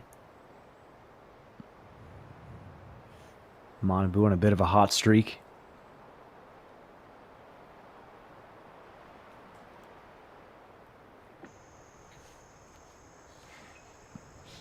Going with that same roller disc, Brian. Super flippy fairway here.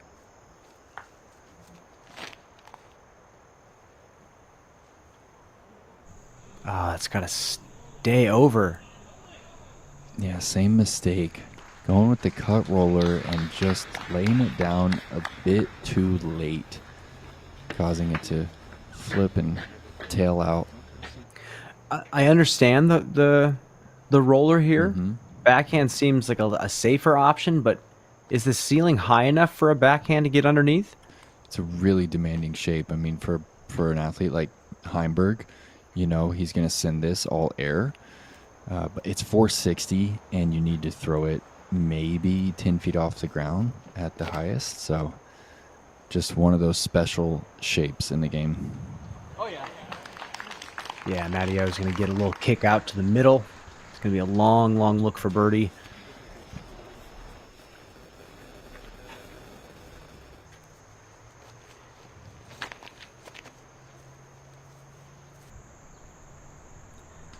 Doesn't quite get the turn on it that he wants, but he's right in the middle.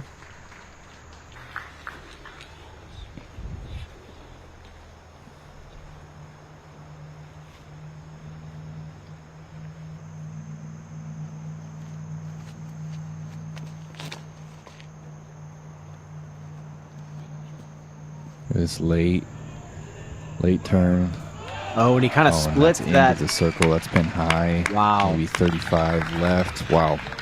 That's big time. Yeah, he kind of split that upper portion of the ceiling, too. Didn't have to throw it as low. Sweet shot. Let's take a look again. His off-arm engagement, Nate, is so powerful. The way he jams that off-arm down right before he's about to throw to create that lag motion.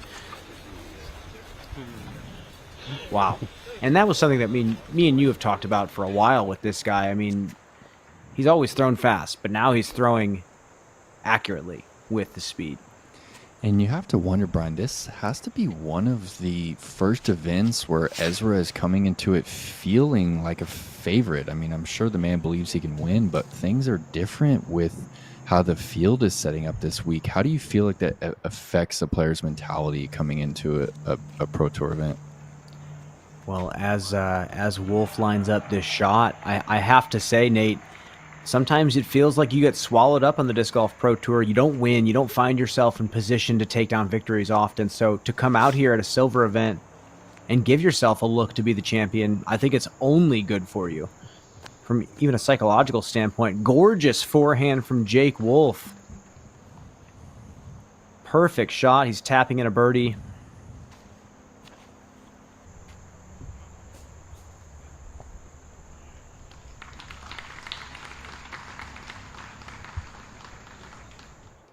No problem there from Bobby Jones. Another Flight Factory drone flyover here. Watching the gallery and players walk over hole 9, up ahead on 10. GT. Little fan grip mid-range here. Needs it to slow down. There is OB deep. And checks up just a few feet short.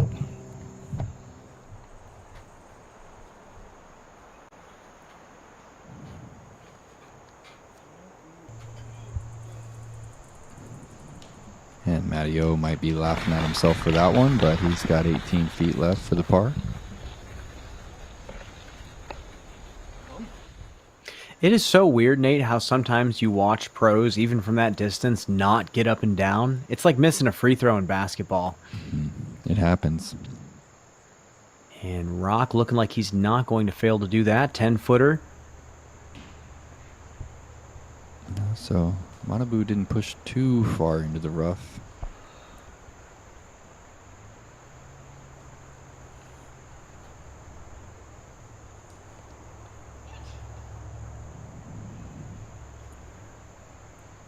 Brian, did I hear you say that Manabu has been traveling to the U.S. for disc golf since, what was that, 2006 USDGC he played? I believe Took it was 11th place. Yeah, I believe he was 986 rated, and he came over here and averaged like 1030 golf, took 11th place, and was just duking it out with Climo and Avery and Felberg and Barry, and yeah, it was just another one of these guys that has just been around a long, long time. He's in great shape, you know, a player that's been good this long.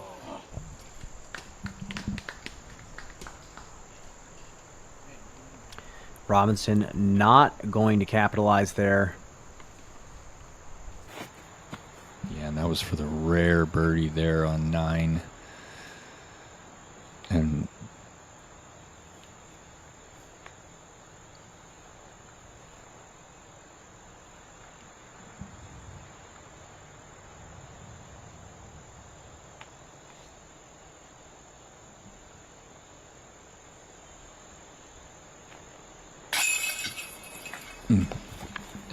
there, you said it, Brian. I mean, the missed free throw right there from Orem. And after that, we are just going to have to play through. We're going to take a quick break. We'll see you on the other side. So the slammer, it doesn't fly as far as the harp, but that's exactly what I designed it for. It was designed for me to be able to throw hard with the real severe angles, a lot of flex shots, and it's a unique spot in the bag. So that's why I think it's becoming so popular.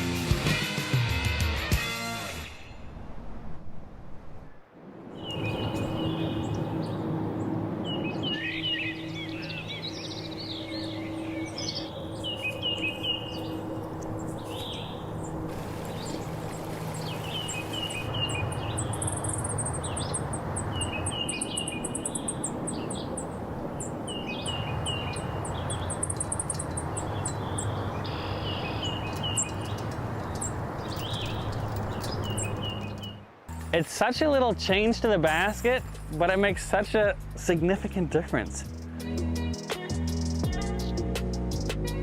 Sometimes it's not, you're not in a situation where you can get that extra reverb off the pole. I mean, I'm constantly having to putt like in a hotel room or indoors or out back late at night is my favorite time to actually putt. I can like put this in the backyard at 11 o'clock at night and no one's gonna be mad at me.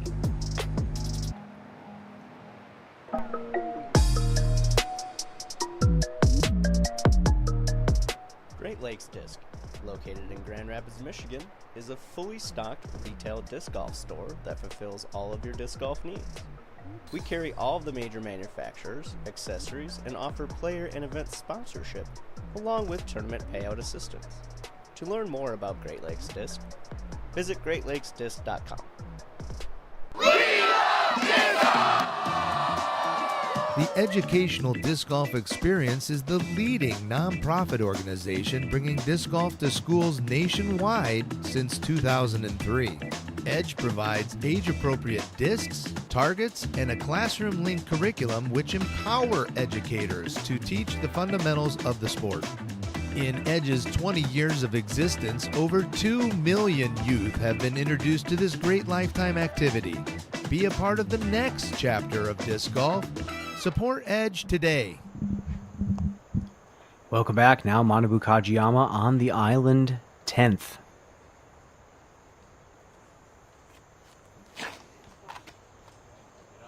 it's low out of the hand, Brian. And that's his go-to straight mid-range. Gonna be tough to get that one back.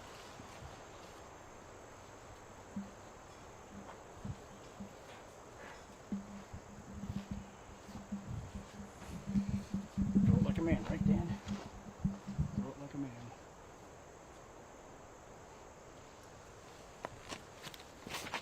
Oh no, Bobby Jones! He's about to get really.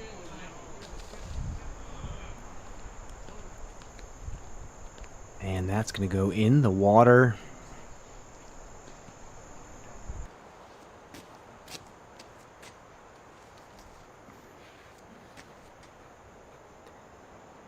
Ezra Robinson now.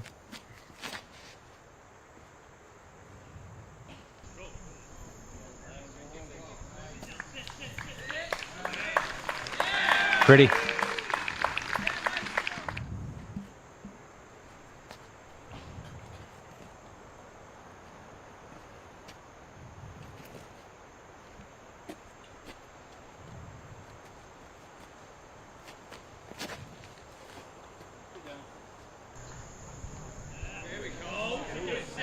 Slow down. That's it.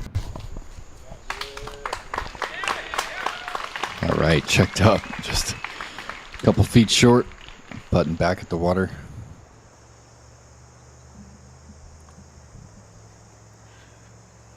.32-footer here for GT. He's good for it.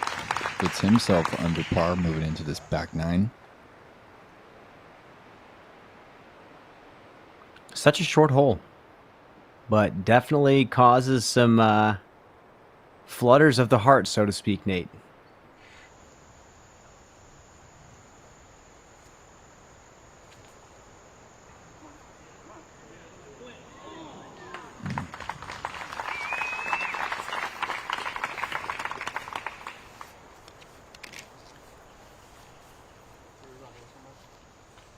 Definitely a frustrating way to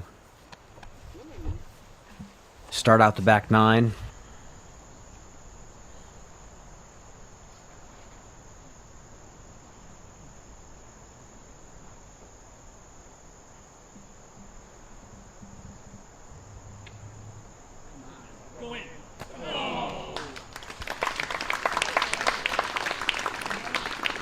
Bobby Jones will be tapping in a bogey.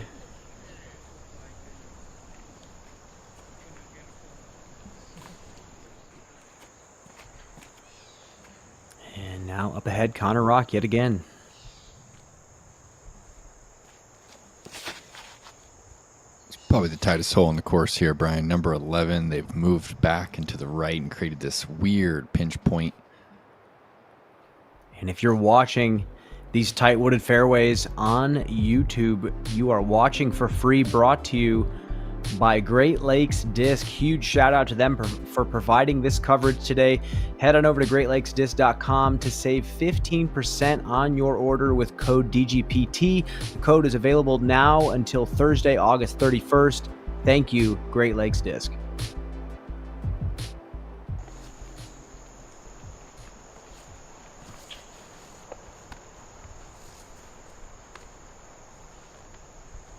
About a 35-footer here for birdie.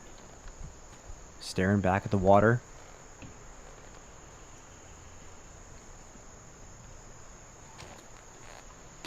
No. Get out.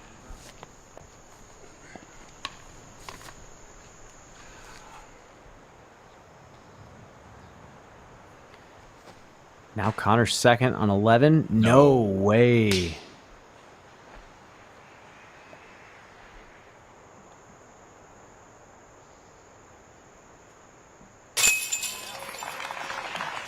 Robinson grabs the birdie.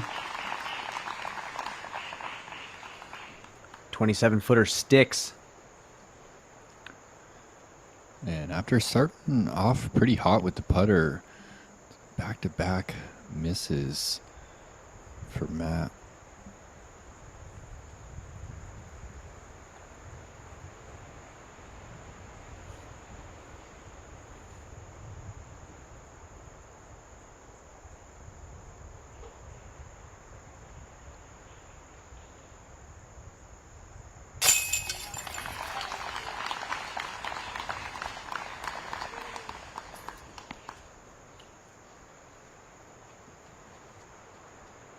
Definitely a frustrating par, but again, 35-footer staring back at the water. Not a gimme by any chance or by any means.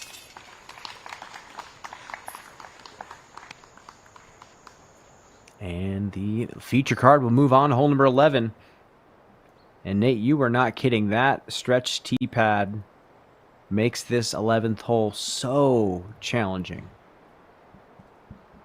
Yeah, we've just seen 5 birdies on the day so far, and yeah, the shape, it's there, but it's almost like an old school style slow speed disc. The high speed disc is almost the sucker play because it's such a subtle left to right, then a straight second half of the fairway. We're going to have to fly it here in a moment. Seems like that's kind of the design philosophy of a lot of these pure wooded holes out here is there's not a lot of options. There's a defined line that you kind of have to hit with either that flip up backhand or that flex forehand. And otherwise you're left with looks like this kind of rock from circle 2. Wow. Give it to him. And that's for the bogey, Brian. Yeah, stop the bleeding there. That's going to be back-to-back bogeys. He knew how sick that was. He knew that was a good putt. Well done.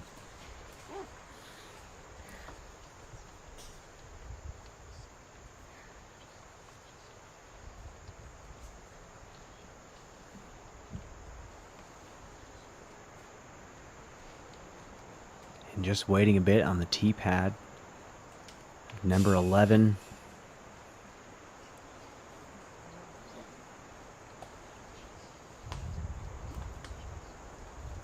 Jim Palmeri was inducted into the inaugural class of the PDGA Hall of Fame in 1993, right alongside Ed Hedrick himself. What an honor to have him throw out that first drive of the day.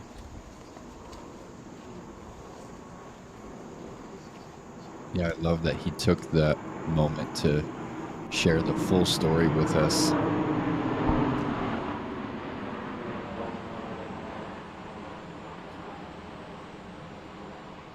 I mean, it's just, it reminds us what we still have to do to carry disc golf even farther into the future. I mean, nothing is a given. You have to make the change happen that you want to see. And people like Palmeri were the ones that said, no one else has built this before, so we have to, because that's what we want to happen. And because of that, the passion for this game grew, and more people started sharing their passion with others. And now here we are, 50 years later.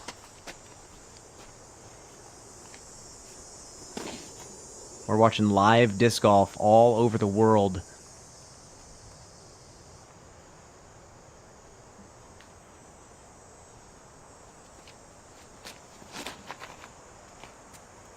Wow, that's a rope.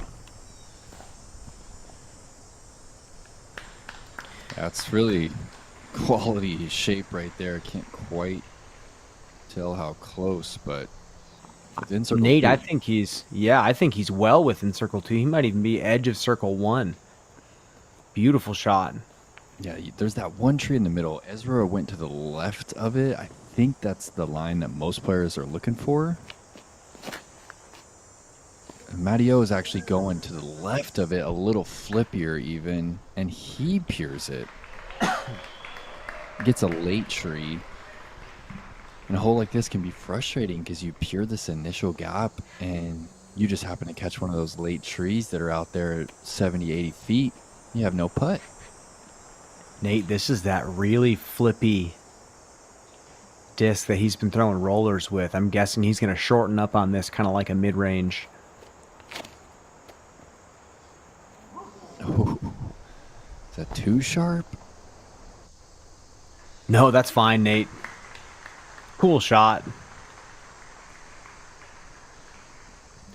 It's not going to be parked, but it's definitely a look.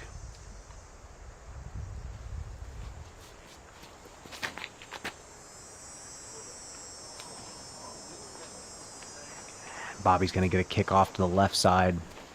Not pretty on that side of the fairway. And look who we found, Mr. Perkins. We found Martin Hendel from Canada. One of the most technical players that I've had the pleasure of playing disc golf with. 6 under clean today. Yeah, I love watching this guy play. Recall just, I believe, 2 USDGCs ago where he made the lead card of that final round, and he has that very unique spin putt delivery from the belly, and he just had that great battle with Joe Revere and Feldberg last year for that Masters World title, and he's been 10-20 rated for probably close to a decade now, Brian, so no surprises to see him shredding here in New York. I've never seen a player throw straight so many different ways than Martin Hendel. He's got all sorts of little tricks up his sleeve, and it bodes very well out here at this Parma course. He is 6 under through 12 holes.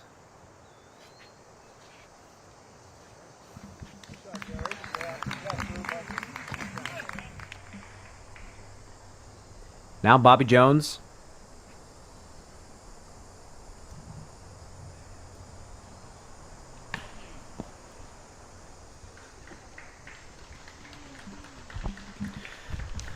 Decent advancement up the fairway, circle 2.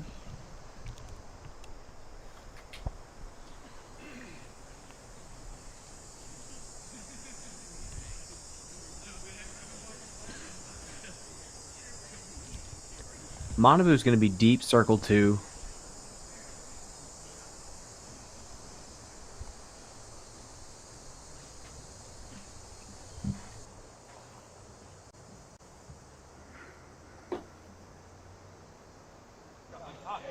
Drop. Oh. What a floater.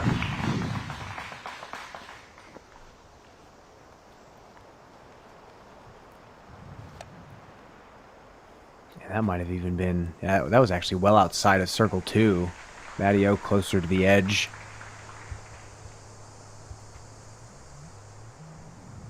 Going for it on 4th down. Oh.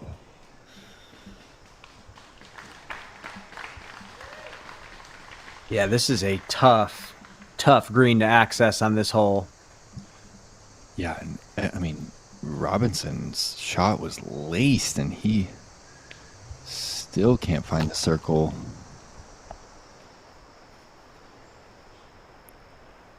Shows you just how tough the shape really is.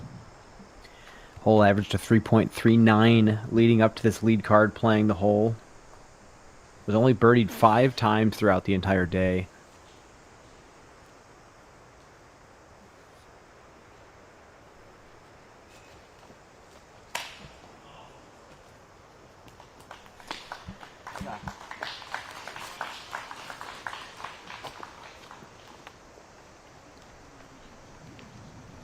It's been one of those days for Bobby Jones, just so close to dropping those long putts, just not quite getting one to fall. And we jump out of the woods and we quickly scan over the lush grass. Jumping back in, Robinson dropping in.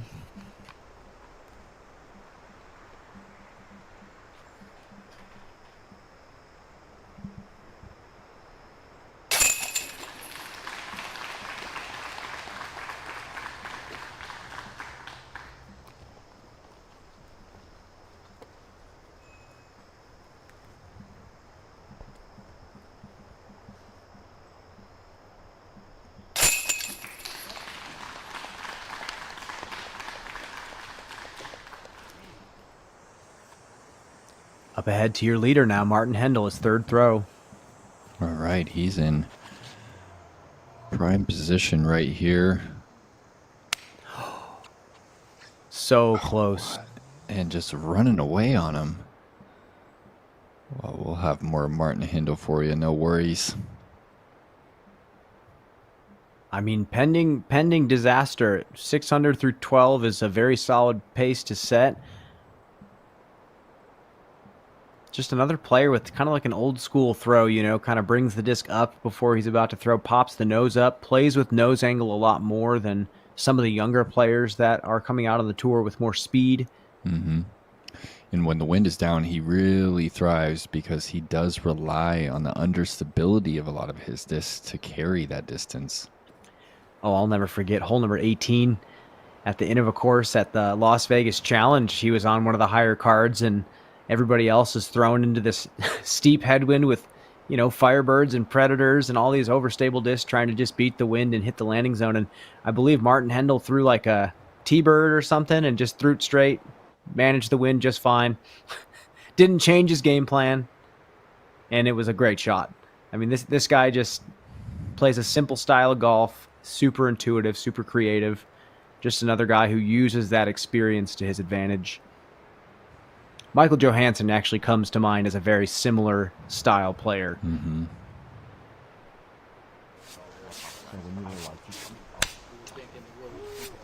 On the DGPT Ops team, cleaning off the tee pads.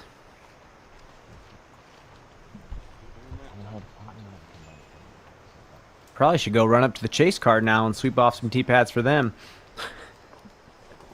Lead card getting the special treatment here.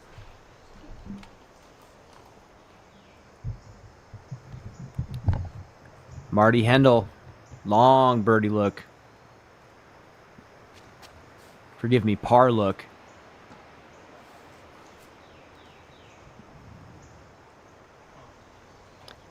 And now he is putting for par from circle 1 on 13. Udis caught up. And we are back on 12 now.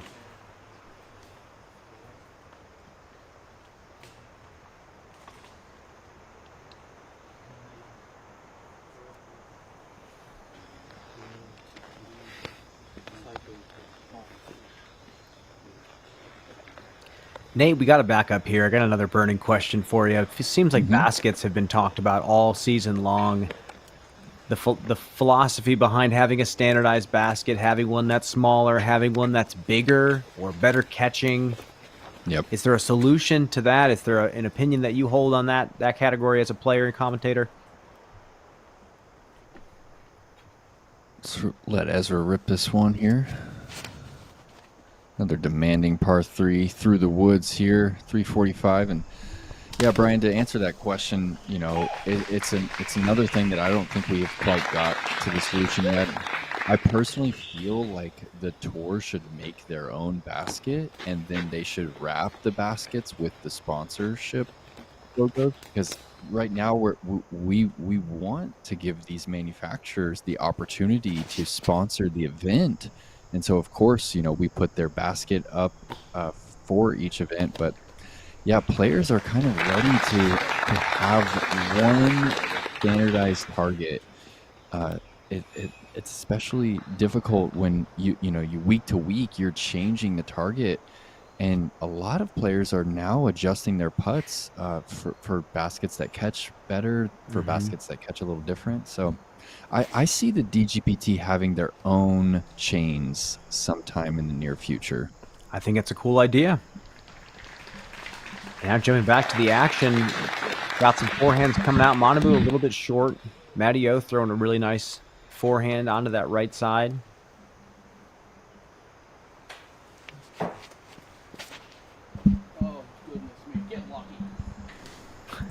Bobby Jones just looking for some good fortune, and he gets it. Guys, I don't know if you play disc golf or not, but personally, I've never made it off this tee without hitting a tree.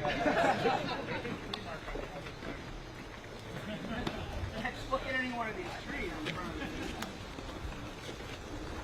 of you. Bill Randolph with some stand-up comedy there, doing the crowd control for the Disc Golf Pro Tour. Up ahead, Martin Hendel tapping in a par officially on 13.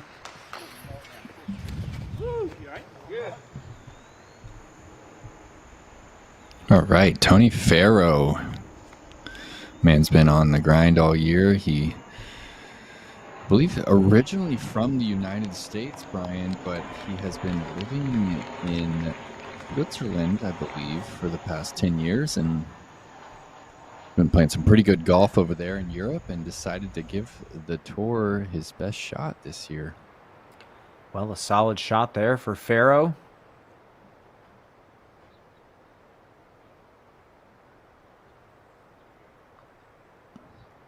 And with the World Championships coming up next week, it seems like all sorts of nationalities are traveling to this region.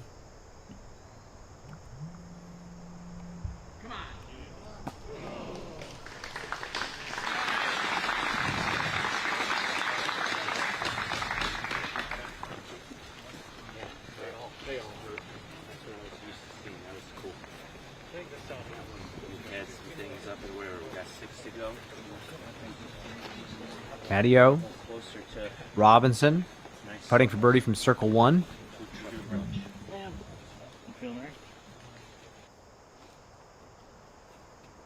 And Manabu from C2.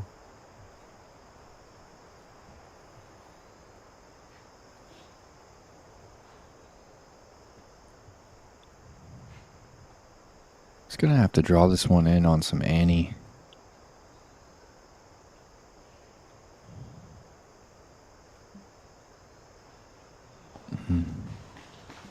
Doesn't quite get that initial angle, and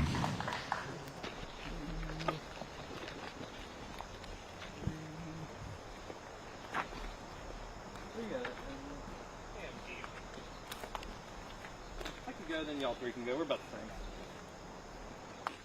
And this is 15-footer for Matt Oram. Beautiful tee shot.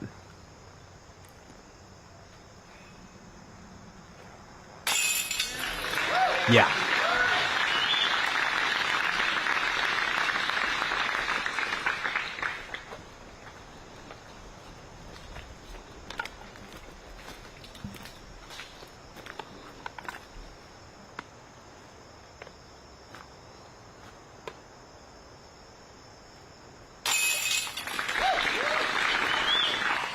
Robinson drops in the bird. He's going to move into a tie for third place.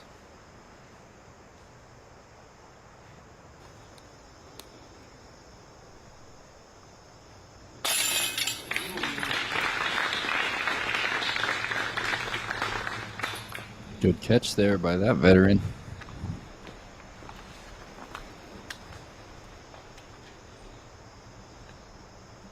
A little upside down tap in for Bobby Jones, no problem.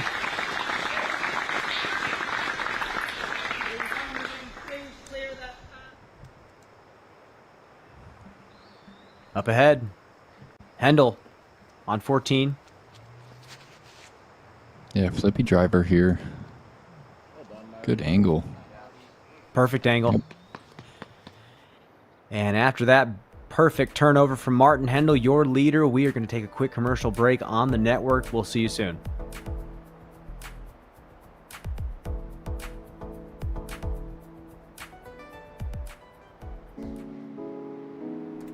Are you sick and tired of browsing through countless online stores for your disc golf equipment only to come up empty-handed? Look no farther. At Tintin Discs, we have a vast selection with pictures of each disc so you can find the exact one you need. We offer a wide variety of top quality brands at affordable prices, including discs, bags, accessories, and much more.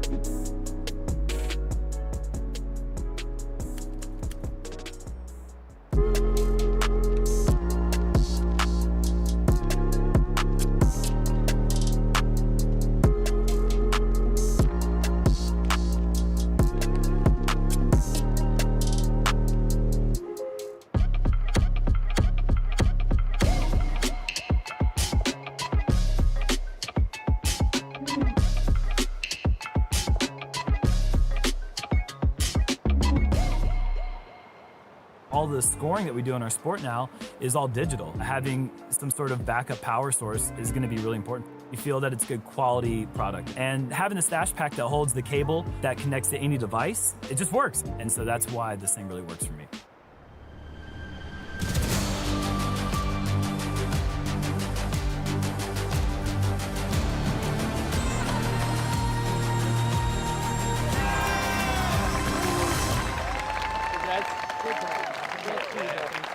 Many fans who earned this shit.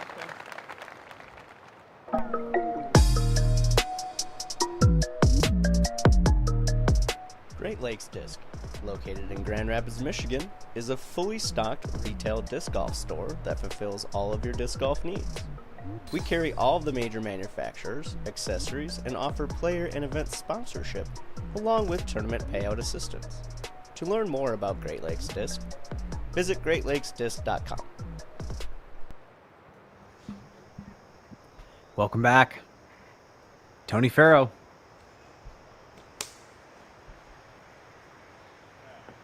His third throw, beautiful shot, floaty little turnover from the patent pending. That's going to be a tap in.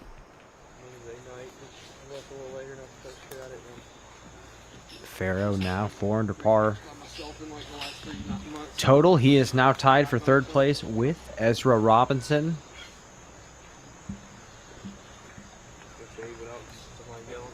Little Brian Cole sighting there. Another mover and shaker in the Disc Golf Pro Tour sphere. Also a big-time promoter and tournament director in the Portland area.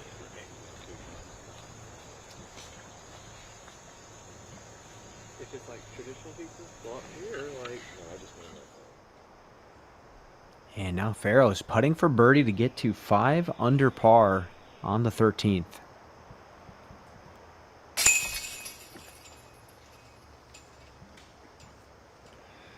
Four down, looking pretty solid, Four Brian. down.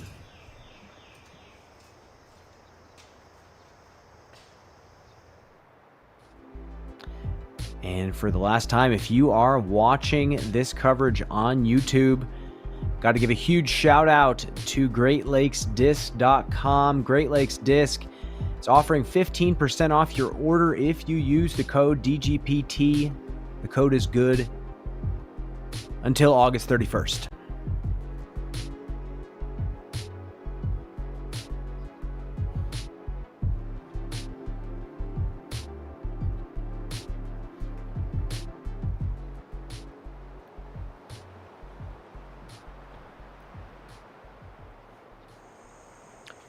Up ahead to Hendel, his second. Oh, what slow speed putter roller, Brian. I call these the grandpa rollers. Just lay him down right away. You almost never see that. I love that shot. Green flag. I believe that was a layup, Brian. I don't know, but I love the shot. Would you call it a grandpa roller? I call it a grandpa roller because it doesn't take a lot of effort, but you can get a lot of distance. I remember back when I was watching Carlos Rigby and some of the senior Grandmaster players, whenever they play the World Championships, they lay down some ridiculous rollers. Guarantee you Jim Palmeri at the age of 81 can still lay down a nasty roller as well. I believe it after watching him full flex that driver on one.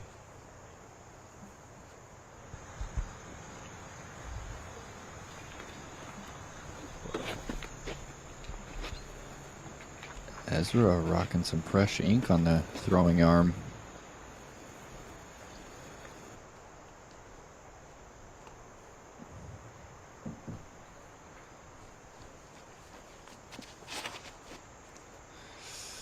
Man, that just T-pad will not let them really get a hold of these drivers, and that one stays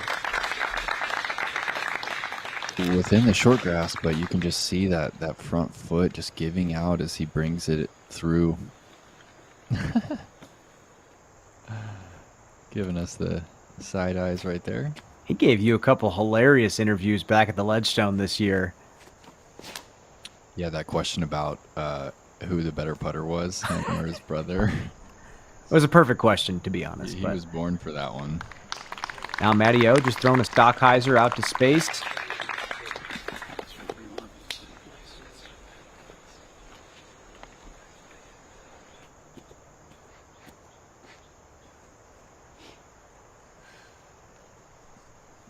Now Manabu.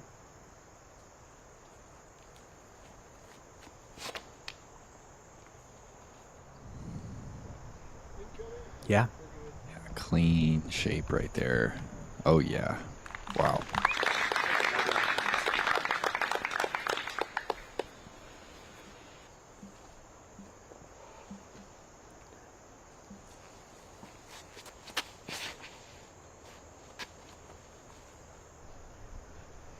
Little helicopter follow through, gets a full flight.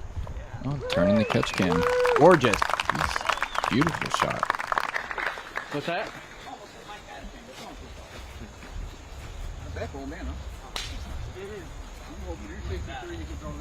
Well, Manabu, that was a smooth throw. You might as well patent it at this point. We're going to call this one the Sunstein patent pending play of the day. Gorgeous drive.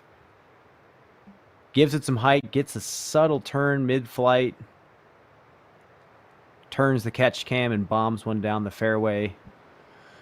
And if we're really going to pick it apart, Brian, you can tell that he's a little timid on that tee pad. Normally, Manabu has that straight front leg that he braces into, but he's kind of bent over the knee, which really shows me that he's kind of timid and worried about the footing. Well, that upper body smash from Manabu is going to be your patent pending play of the day, brought to you by Sunstein. You know, and that's just experience. If you're not sure about a tee pad, what do you do to still smash the disc? You slow down, you watch your feet, you pick your spot on the tee pad, and then you club down to something that you can still turn. And clearly he did that.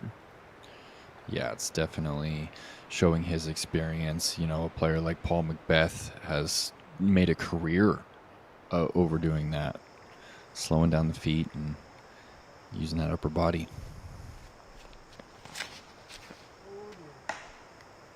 Ooh, Farrow just does not get the angle right. Cuts it a bit too tight on that turnover. You want to read to where they are?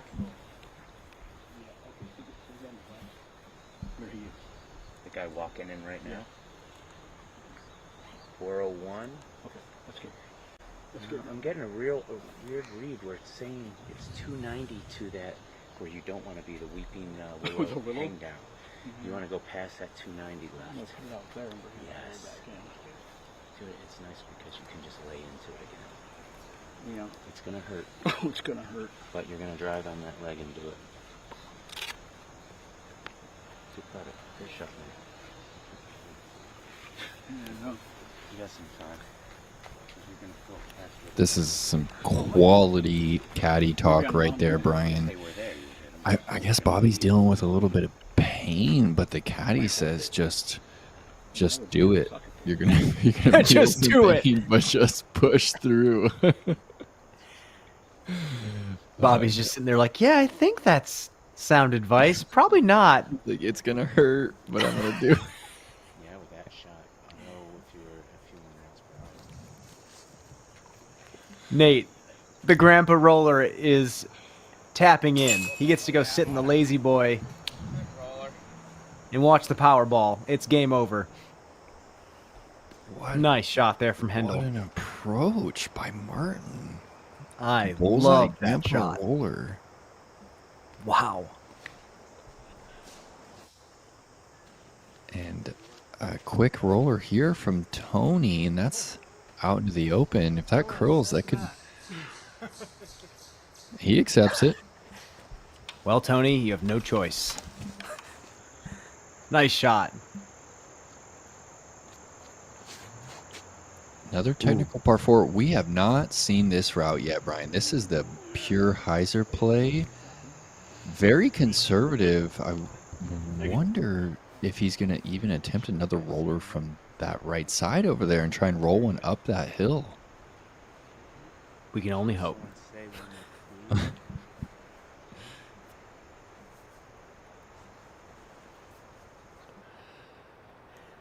And as Bobby lines up that shot with his caddy, we're going to take a look at Nate's keys for closing, brought to you by blackinkdisc.com. Well, we have a couple slow speed shots late.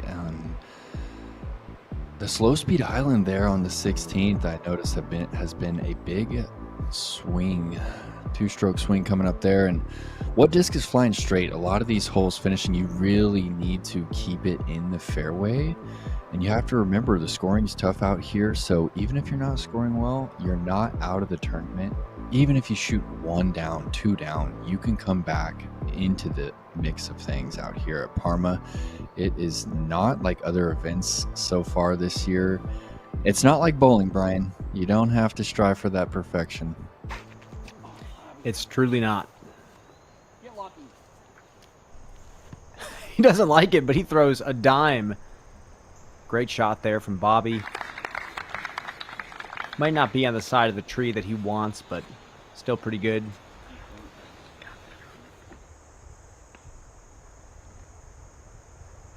Now Faro, after that great roller out of the woods.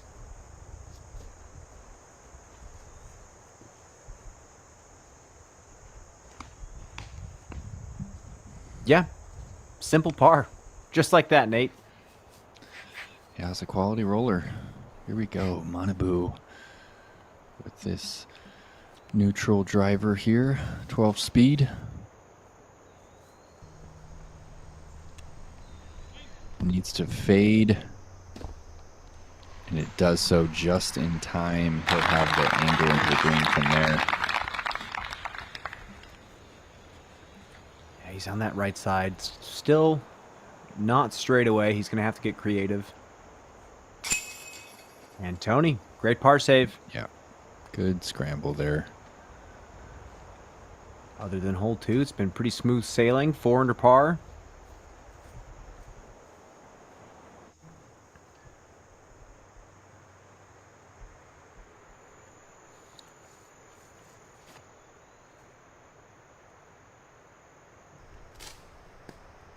And a Stockheiser for Matty O. That's going to give him a straighter look at the basket.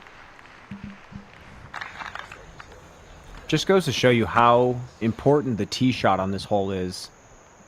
You know, if you're where Ezra is, it's a much tougher line to get into the mouth of the woods.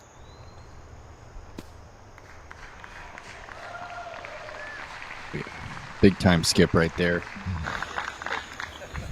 Big difference getting that extra 30 feet or so, giving him that angle.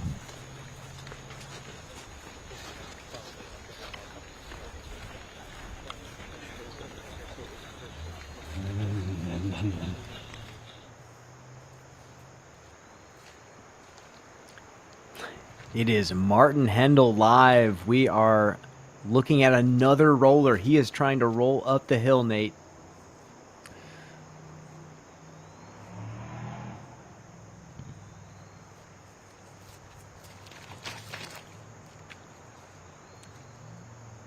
This is so bold with that OB left, too. Well, just the casual water he has to roll over as well. That's a great shot. I love this guy. 40-footer. He probably is intending to set himself up for that roller with that wide hyzer off the tee. He probably knows exactly what he's doing right there. I mean, he doesn't throw a lot of forehands. I really haven't seen him throw many at all, if any.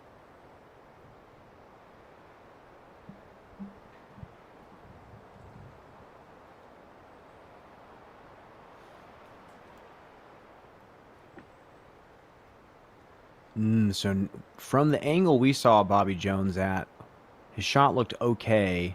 It's actually a bit too far away from the mouth. They're going to look at that backside to see if he has anything.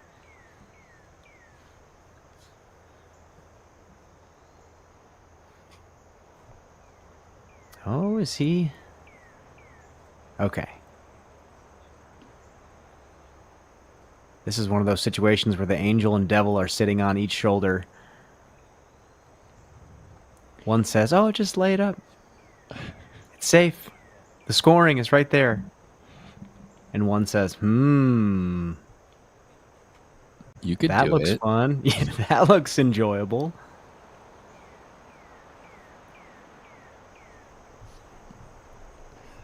Well, if you remember Eliezer this morning, she did not spend any time listening to those two people on her shoulder. She said, I'm going to just send it straight through this wall of trees. And I was not mad. Well, it's kind of funny. Both of them, like Eliezer had nothing to lose because she was so young. Bobby Jones has been around for decades. He has nothing to prove either. He's already a New York State Disc Golf Hall of Famer. Yeah, Bobby Jones has been signed up for the PDGA since Marty McFly came back from the future. Come on. Oh, he listened to the devil. Do it. Beat the hole. Oh, he does.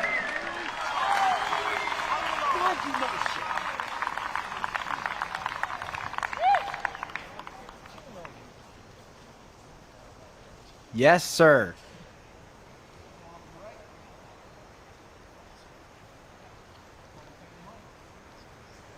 That was a meaty hyzer. Let's see it again.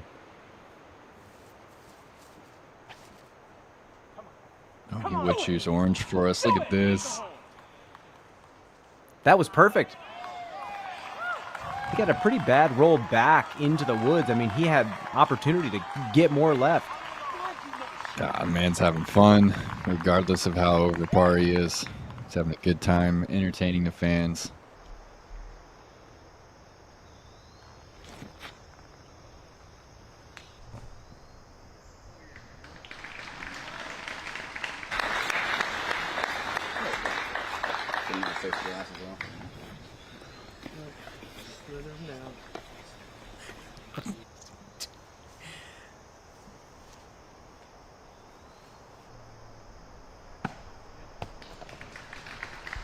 Not bad for one more, huh?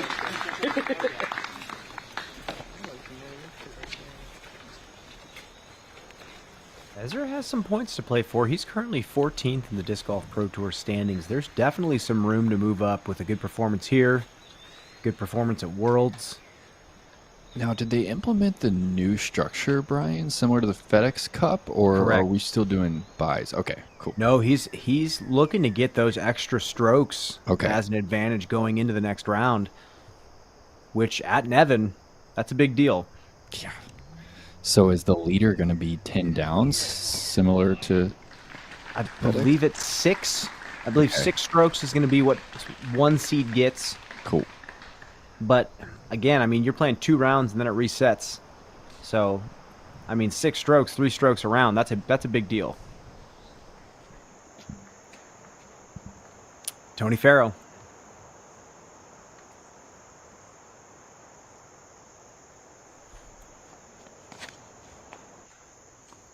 Yeah, this is the route we've been used to, and pured the initial gap and kicks down, but he'll be in position looking straight up that hill. This would just be a memorable up and down for Bobby, just outside the circle here. Oh, no.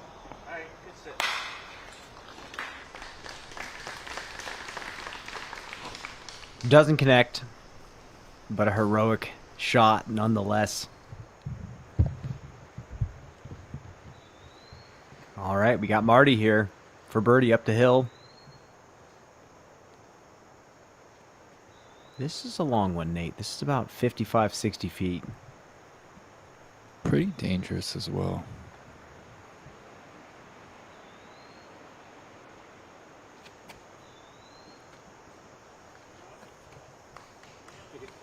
Safe par.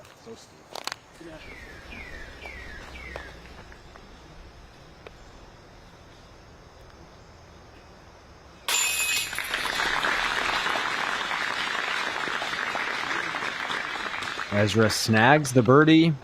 He goes to 5 under par through 13 holes. Currently tied for second place.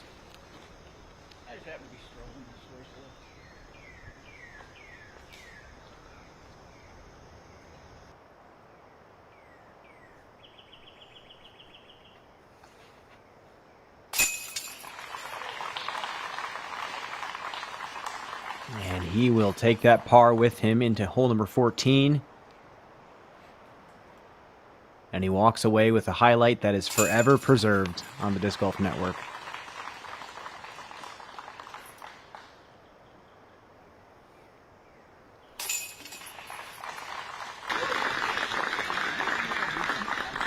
And Manabu and Oram both grabbing the birdie.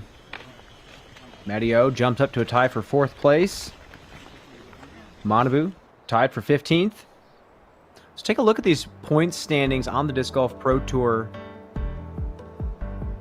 Ezra Robinson right behind Ezra Aderholt. He's in 14th place. And this is his opportunity to jump a few players now. I mean, he's able to go way up the leaderboard now. These silver events are worth just 50% of the Elite Series, but that's 25% better than they were in the previous year. A victory here could shoot him way, up the point standings. So we know his intentions coming here to Rochester before the World Championships. All right, I had a 4 menu. I know.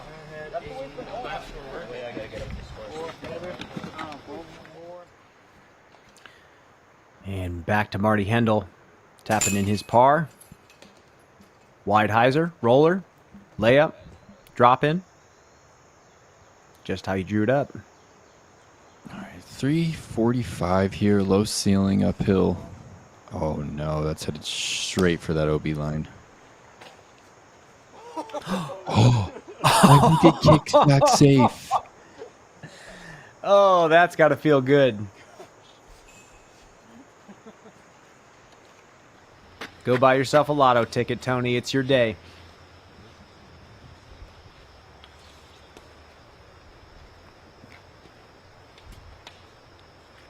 Oh, we're going roller here, Brian. Flippy fairway. Going to start it off flat, maybe a little bit early angle. I could see an eagle from this type of line. No. It's got to be more. Yeah. I like the idea. I mean, he'll be able to throw a stretch out forehand and get up and down, I believe.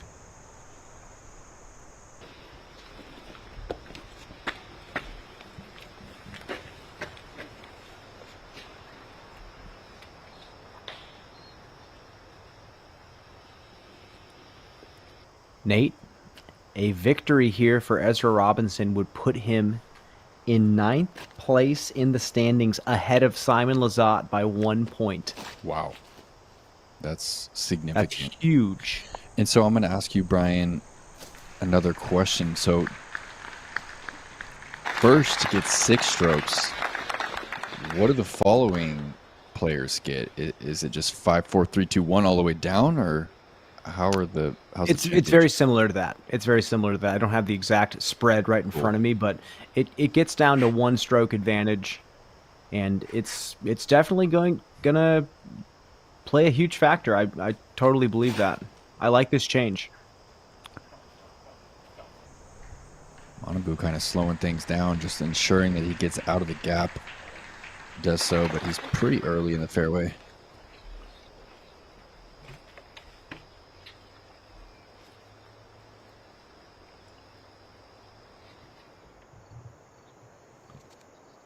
And now Martin Hendel on 16. Another island-esque hole. OB all around the basket.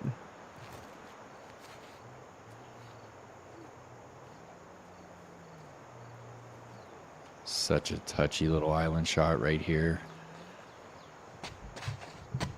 So easy to find that OB line deep of the pin.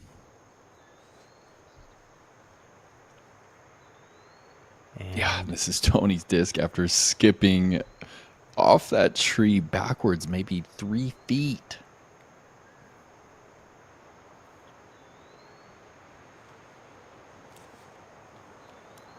You're going to want to give that tree a little pat on the head. It's a nice blessing from the disc golf gods. Tony is going to take that in stride.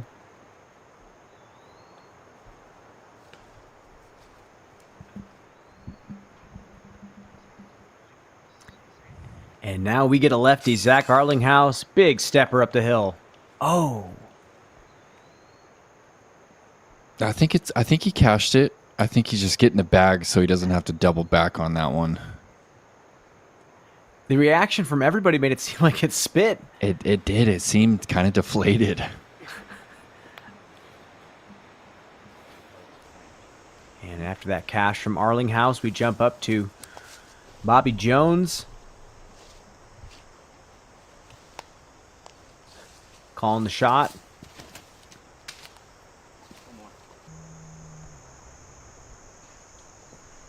Yeah. Just fine.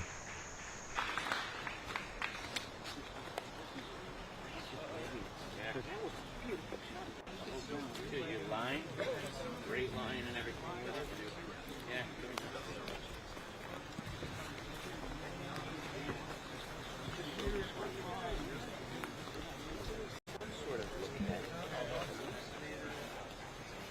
Bobby Jones joined PDGA in 1985. The first permanent course in Rochester was not even in the ground until 1989.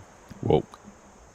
So to see the progression out here has got to be such a gratifying experience for him. Look at the touch here. Wow. Yeah, that was yummy. Yeah.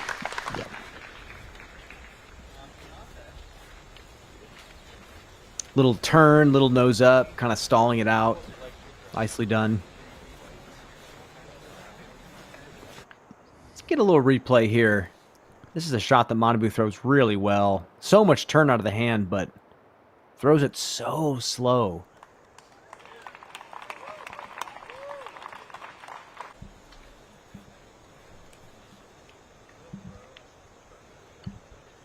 And Manabu still has room to jump up the leaderboard. I mean, the lead card is still only at 4 under. He's at 1 under currently. I mean, this is not a tournament he's out of right now. Matteo has a little bit sharper of an angle here. A weird little reaction off the base of that tree, but he finds the circle. A little 30-footer there for birdie.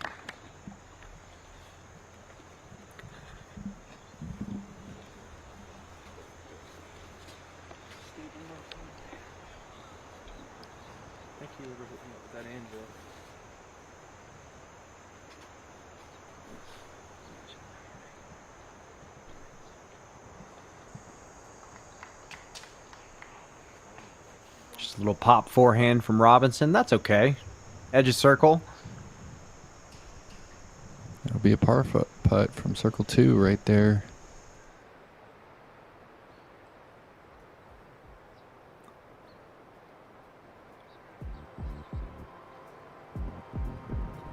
And just so you have an idea of what the different Disc Golf Pro Tour and PDGA major events look like in regards to their points and how they count towards that 2023 season, the silver events are 50%. A win here gives you 50 points. Majors, Elite Plus, 150. But like we said,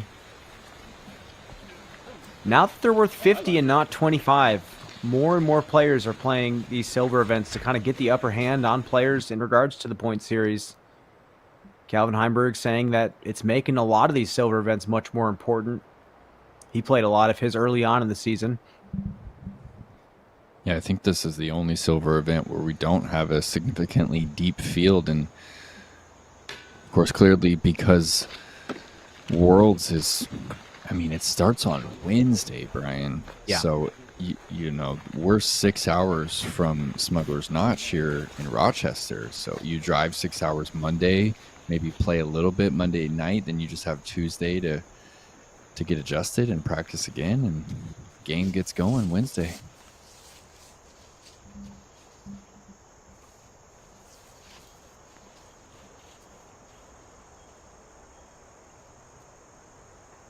Now Bobby Jones for par.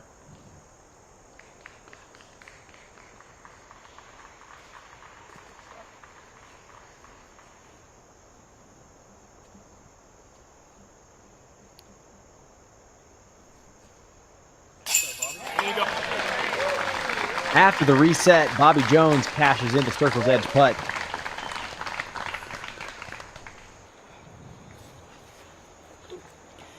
And you know what he stopped for is something that I don't think anyone gets used to, is the clapping from galleries on other cards. Mm-hmm. You know, in disc golf, holes are so close to each other. And right when you're about to throw, you could get an eruption from a different crowd. Nice stop there.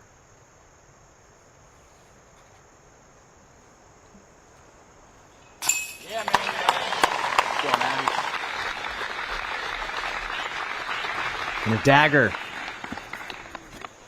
Drops it into that strong side. Yeah, there's not many people that draw it in from left to right like Matteo does.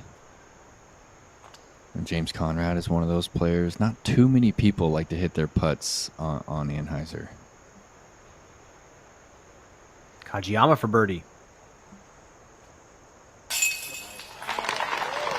Oh yeah, a little high, but it's on the pole. Yeah, I mean, I'm now that you mentioned that, I'm thinking Nate Dost had a phase where he threw primarily Anheuser. Yuli went through a phase where he threw Anheuser putts. Michael Johansson, only a handful. Yep. Good call there.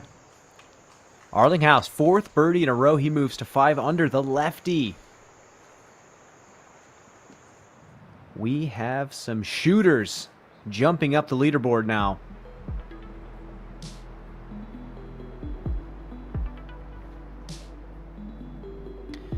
Take a look at the leaderboard. Martin Hendel, 8 under, still a 3-stroke lead through 16 holes. Matty O, Tony Farrow, Arlinghouse, Hess, Hancock, all at 5 under.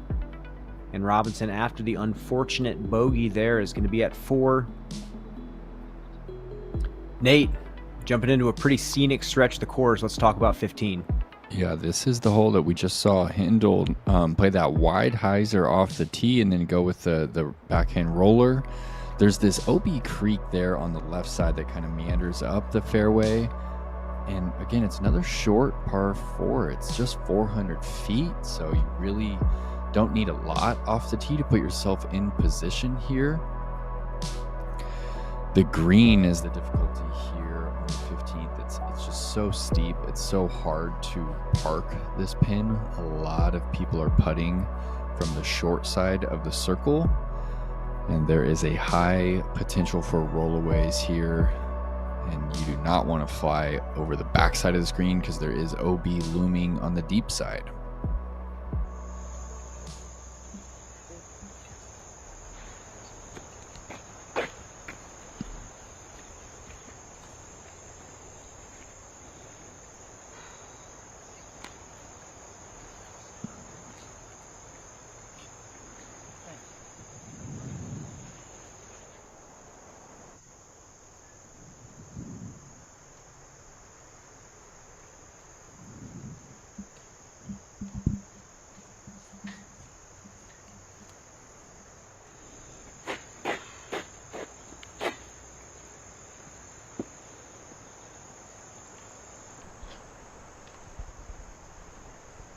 Tough stretch of golf coming up here.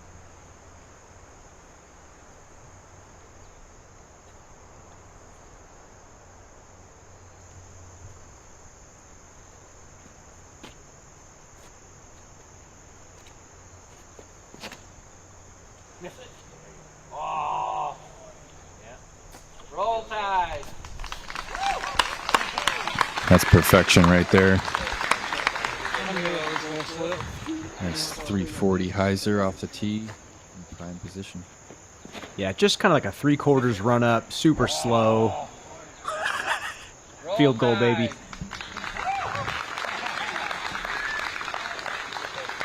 Yeah, well done. Manabu picks his spot right in the middle. Yeah, Manabu going with more of a flex here.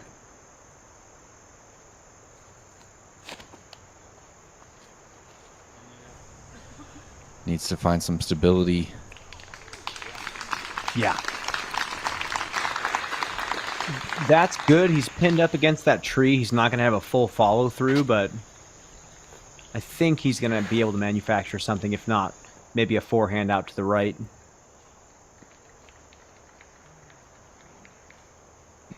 And Bobby looks like he's going wide, wide.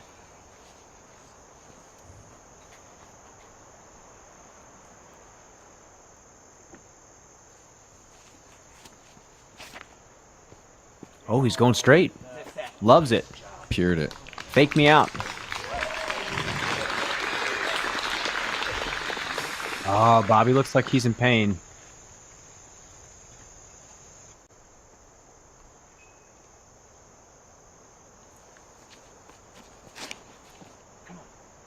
Beat that. Beat that tree.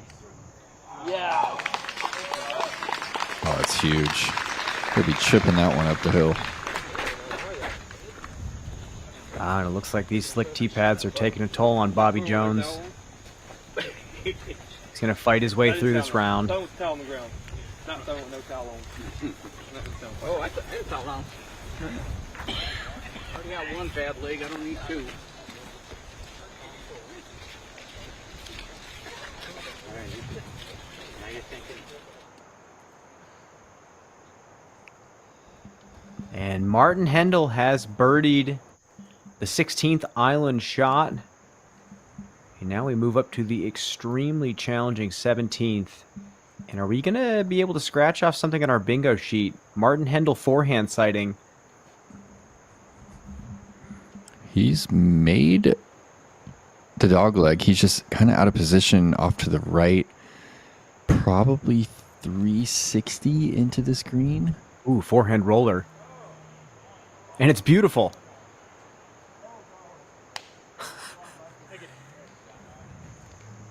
Just endless tricks up his sleeve. Another opportunity for a birdie.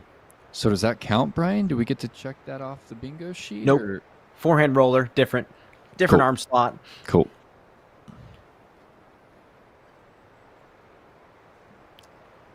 Yeah, you know, I played with him at the World Championships in 2018 at Smuggler's Notch, and I remember just watching all the different ways he could throw straight, you know, little nose up hyzer flip to flat, flat to flat, stable disc, anhyzer to flat. You know, he's able to push the disc forward so many different ways. He's not a one angle type player. Really good at manipulating the equipment that he has, and sounds like we're going to be seeing a decent amount of him at least tomorrow, given that he keeps the last two holes clean here.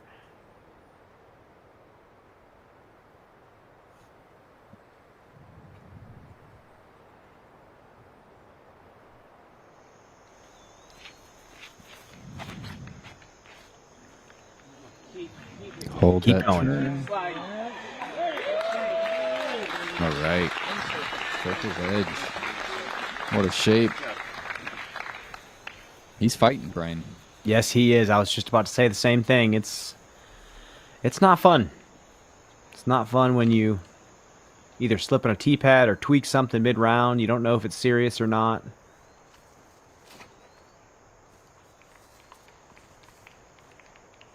Ooh, look at this. Finds the stable edge.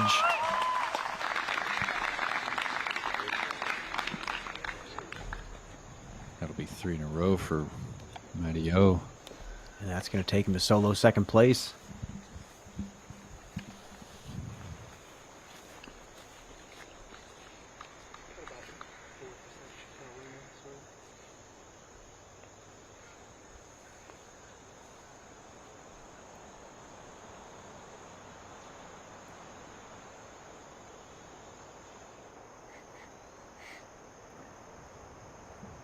Manabu on the right side.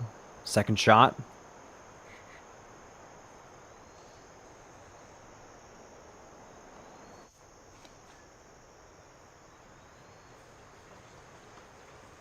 Climb the hill.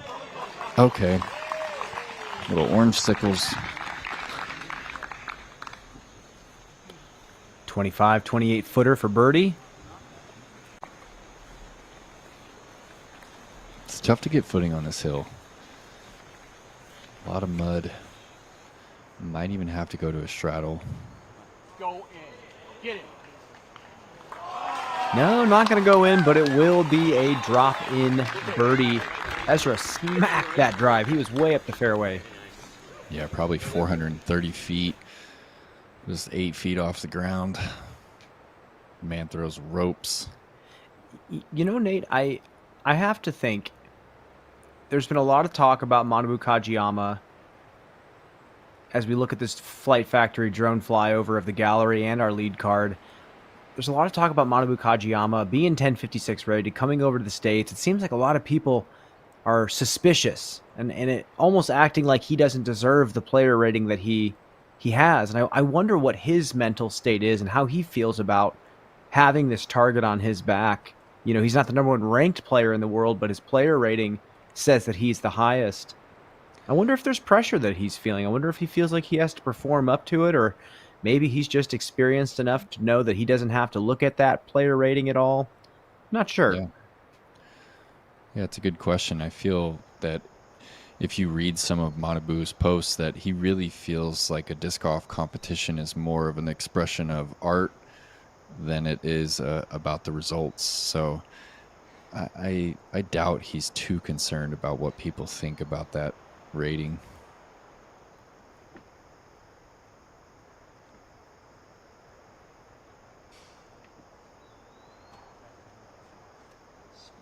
Yeah, that tough footing just pulled it. Almost feel like when it's that steep, I see better results when players kind of go to the straddle. Yeah. I was actually about to say something very similar. As we see Bobby get into that straddle position, just trying to get balanced. Again, yeah, your straddle putting and your weight shift goes down to up, which is what you need on these, these types of putts.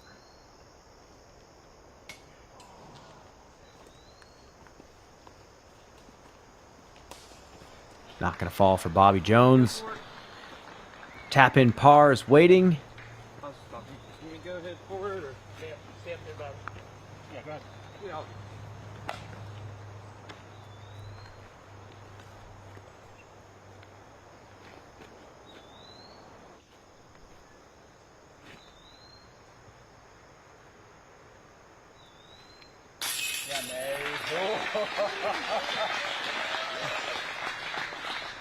Six down.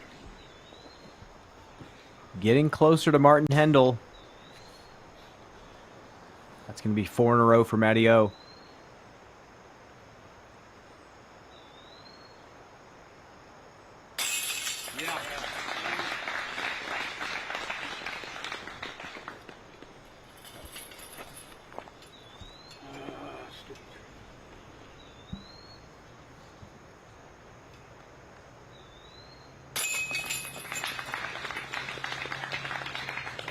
I've seen quite a few players throwing their tap-ins upside down. Nate, have you heard any talk of that? Well, we just saw Jake Hebenheimer doing quite a bit of that back at Mid-America, but I don't feel like it's too common. Wow. Seems like the Beautiful tomahawk's shape. a bit more common. The lefty backhand thrower goes righty tomahawk. That's a unique skill set. That's super unique.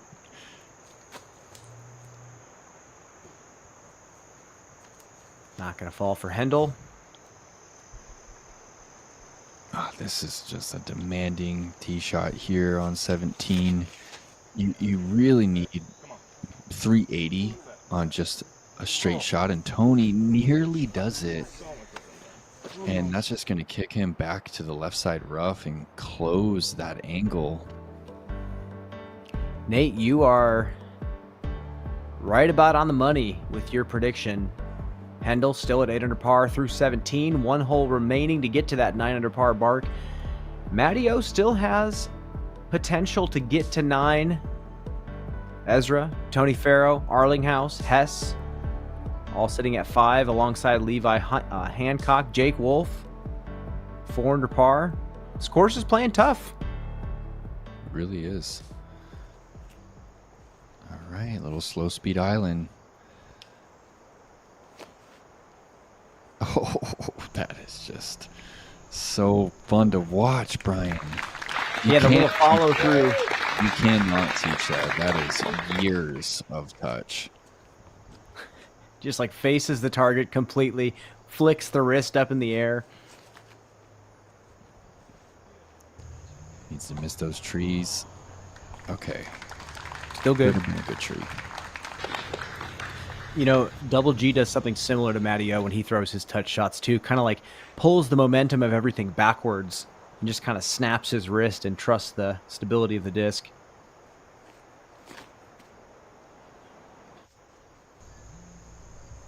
Slow down. Yep. Yeah. The OB is only 28 feet deep, so those trees could actually be beneficial. And after the righty tomahawk, we got a lefty backhand turnover from Arlinghouse. I feel like you mainly get that skill set from baseball players that throw the ball righty, but their bottom hand on the bat is lefty.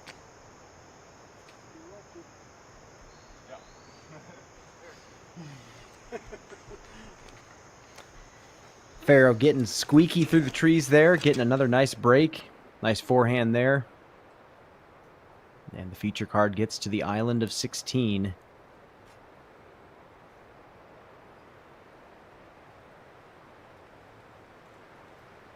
Yeah, 16 playing is one of the easiest holes on the course. Definitely one of those swing holes. If you miss this island, you're putting from a drop zone short of that creek at about 50 feet.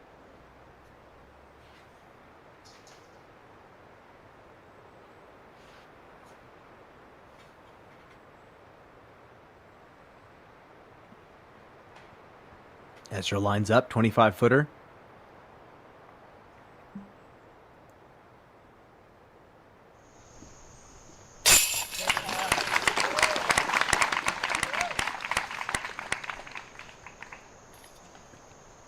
Making a strong case for that lead card.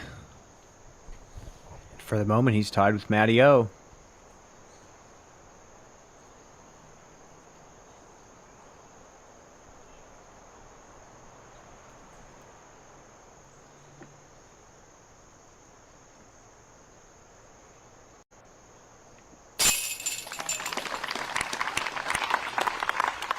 Make that correction. Getting back to flat ground, finds the pole again.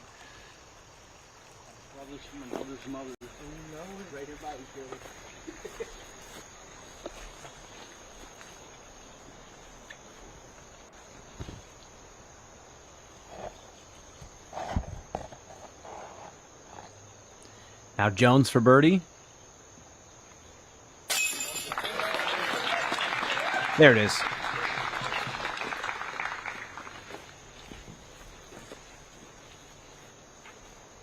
For the birdie frame and to move, or I'm just one off the pace.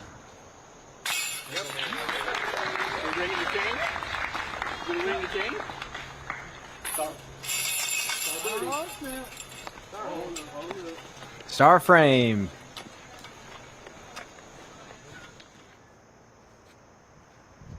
Now Hendel on 18, final tee shot.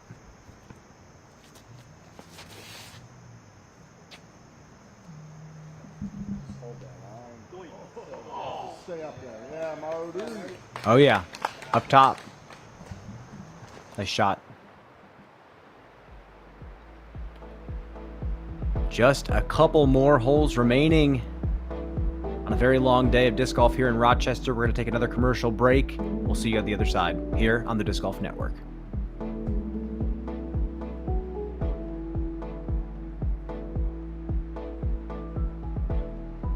I'm asked all the time, why do you play disc golf so much? The best answer I can think about is, there's just something about disc golf. You might think it's just like any other sport, but I can promise you this is not the case. Disc golf is the walking nature, the closing of your computer, the discipline that it requires, that sound of those chains. I don't know what it is. The whole world should have the opportunity to try it. Let's grow the sport. In the world of disc golf, where precision becomes artistry, a legend has gracefully stood the test of time. Introducing the 20th Anniversary Edition Buzz, a celebration of 2 decades of unwavering excellence, a testament to the very spirit of the game. For 20 years, the Buzz has transcended its form, evolving into an extension of your willpower. Join us as we celebrate 2 decades of camaraderie, spirited competition, and the exhilaration of every throw. What makes the Halal Guys so deliciously different? You might have heard of our famously long cart lines that NYC fans happily stand in. Today, with over 100 plus restaurants across the globe, we are your place to experience authentic American halal. Enjoy our delicious falafel, Euro sandwich, platters, and sides topped with our famously flavorful white and hot sauces. Order online today and taste how we make different so delicious.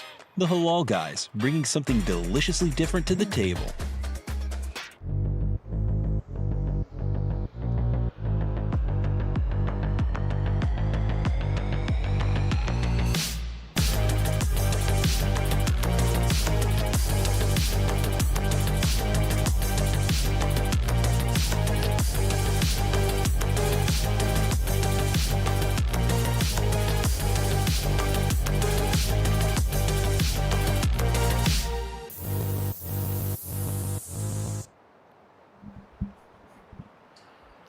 Welcome back. We are jumping into hole number 17. This is the hardest hole in the course. Nate, walk us through. Man, so demanding. Just 665 feet, but you're teeing off from below this little hill. So you have to get the disc up above this hill, try and keep the nose down somehow, fly straight. I believe the dog leg is right at 360 feet. So it's a pretty solid rip off the tee. Then a hard left turn here, and you have another just under 300-foot tunnel shot here. And there's OB off into the rough that does come into play if you get a kick when you're really sending it. But you can see just why this is playing as the hardest hole on the course. Just 2 demanding shots required to find yourself putting for birdie here. I mean, you look at the pinch point. Once you get to the top of the hill and it starts to bend back to the left, that's maybe 10 feet across. Maybe. You know, I think Zach Arlinghouse and Jake Wolf kind of have something figured out. I think the tee shot here sets up beautifully for a power tomahawk. Kind of gets the nose down for you.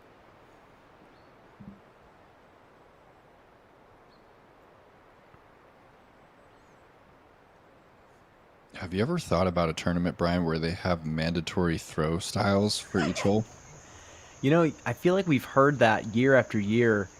You know, I think as disc golf was evolving at the professional level, it was thumbers that were kind of said to be taboo. At one point, it was rollers. I think it was either Ed Hedrick that said rollers were not pure. It was some big mover and shaker in the sport made a big push to ban rollers or thumbers. I don't... In competition, absolutely not. But you know what? If someone has a private course and tells me to throw an opposite-handed roller off the tee, I'm going to do it.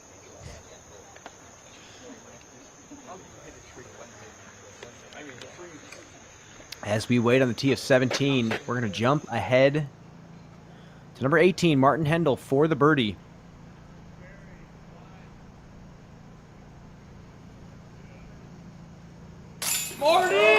Oh, and he's good for it. And deep in the circle. Martin Hendel moves to 9 under.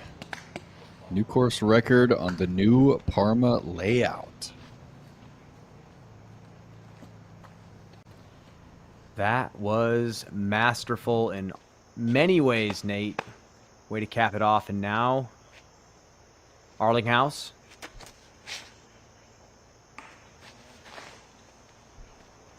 Doesn't commit to the push hyzer.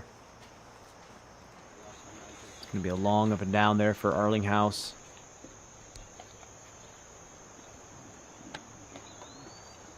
And he's found himself out of bounds.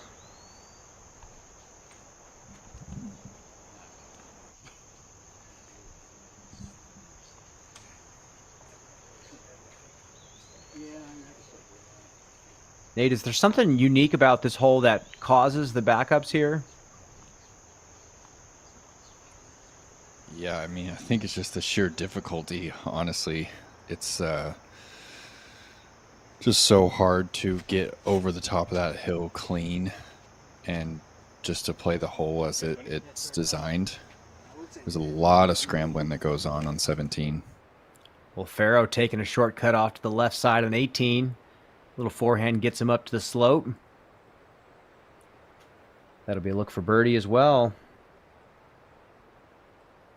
Tony Farrow, 5 under par through 17, looking to birdie on 18. It's going to be a very diverse lead card in regards to play styles.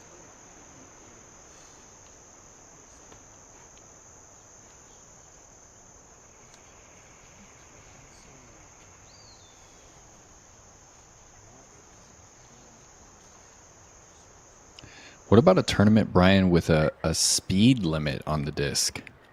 I am all for that. I am absolutely all for it. I think one of the ideas I've talked about with many people is to implement something on the tour, some sort of exhibition match where we play one of those par 54 courses across the country that people rave about. You know, Pier Park out in Portland, Oregon. Get all the pros out there, and based on how the flight numbers were mentioned back in, whatever year, 7 speed or below, something like that. I think it'd be fantastic. Or you do it by diameter of the disc, something like that. Mm-hmm.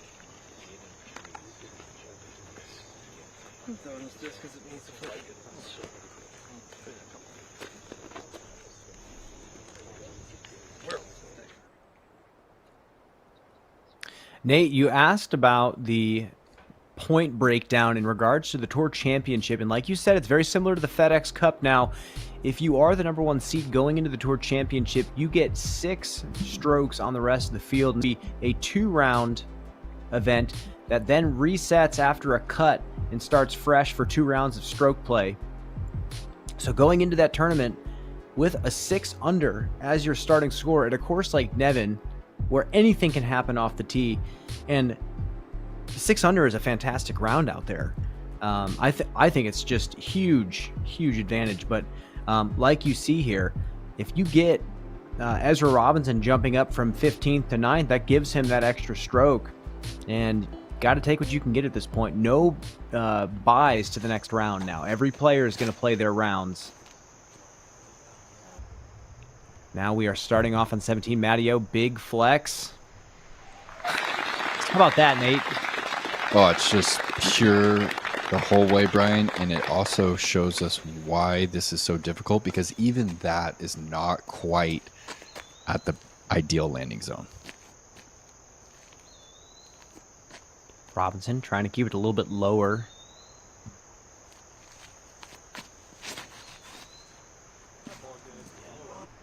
That's it. Oh boy. That's it.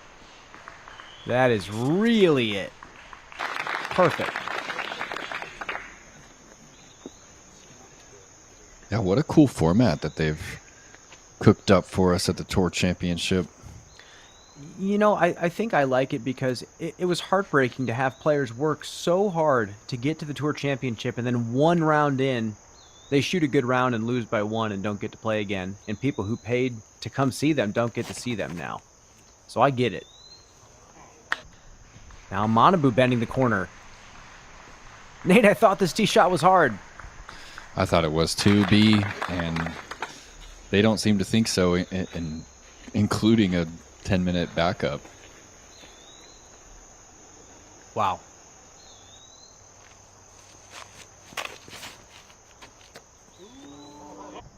Oh, yes, sir. Are we going 4 for 4? Oh.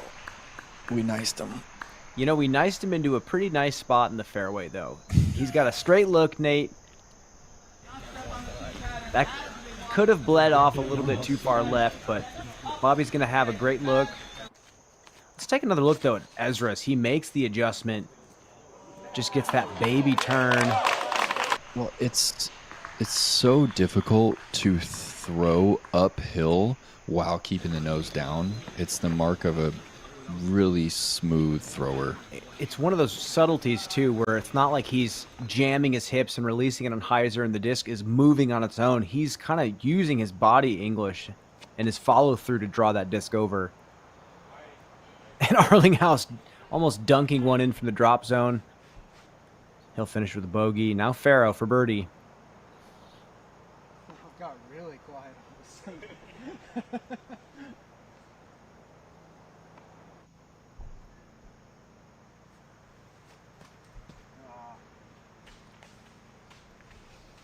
And the silence did not pay off for Tony Farrow. Still a very respectable round for him. He's going to finish at 5 under par. Martin, Oram, Robinson, Farrow. Looking like it's going to be your lead card, given any disasters on the final hole. Nate, how are you thinking about how the course is scoring now? Yeah, I think it's pretty unpredictable. I think you know, a 9 today does not mean that you're due for even an under par round the next day. There's just so many difficult par 3s that are hard to repeat. And yeah, it's just a very diverse course that we have here. Oh yeah, Bobby's in a good spot, top of the hill. Looking down the pipe.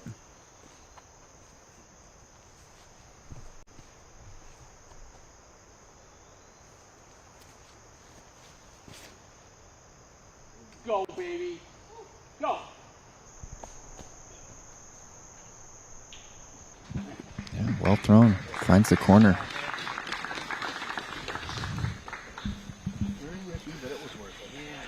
I believe Manabu could actually sneak onto that lead card, Brian. If he goes birdie here and gets to 5, I think he might have Tony Farrell on PGA number. That's true. He's going to have to get the birdie. Oh, yeah. Yeah, that was a great shot.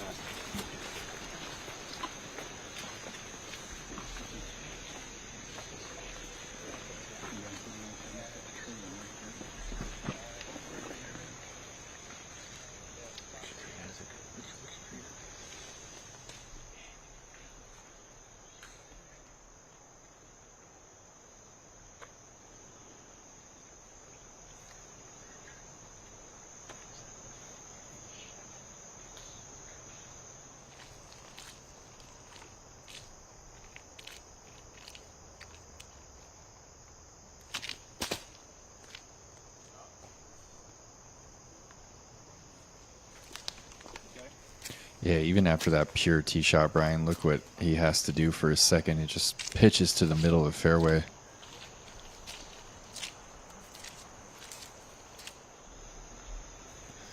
Oh, and even Ezra, he just needed, what, maybe 15 more feet? And he's forced to throw a shape that he's not too comfortable with here. Stable driver, sharp Annie.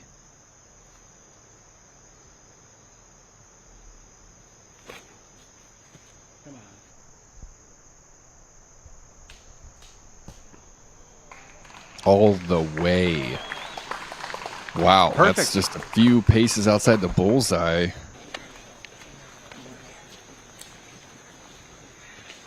Manabu, I think, is going to have a similar looking shape coming up.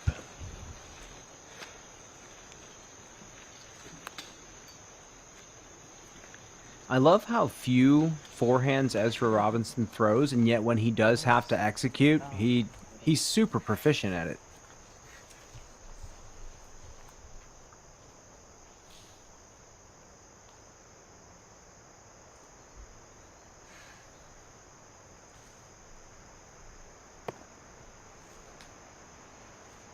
A little tougher angle here.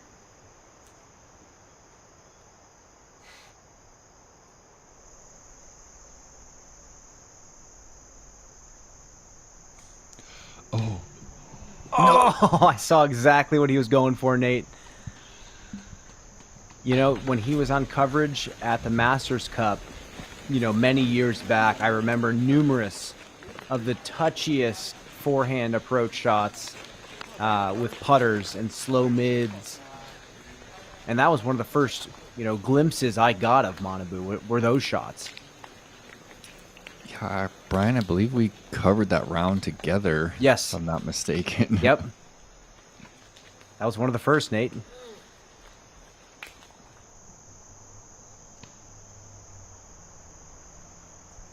Matteo not in love with what he sees after that little layup. He's giving us the wide eyes. Anytime you're going to a forehand roller, inside 200 feet, you know that you're in a tight spot. Yeah, and the funny thing is all these gaps don't look small. It's just the way they're staggered just makes it so frustrating. It's almost like you want to stretch way out and throw like a forehand, just kind of pop shot. He's getting fired up, Nate.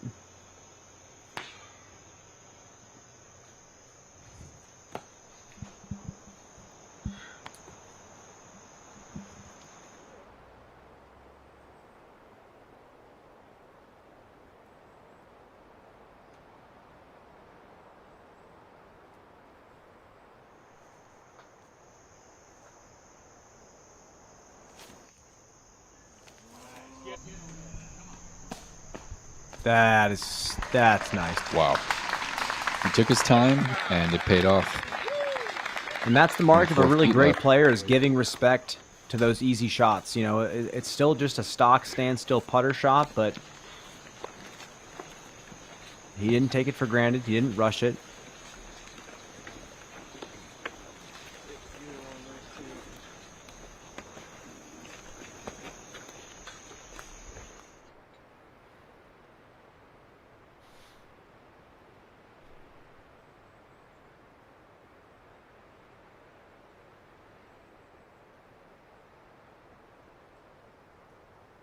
Nate, this has been kind of a treat of a lead card to watch. All sorts of different play styles. Yeah, and you said it. We're going to have quite a few play styles, quite a few different play styles tomorrow as well. This is an unpredictable property here. Bobby going forehand again. Another bullseye.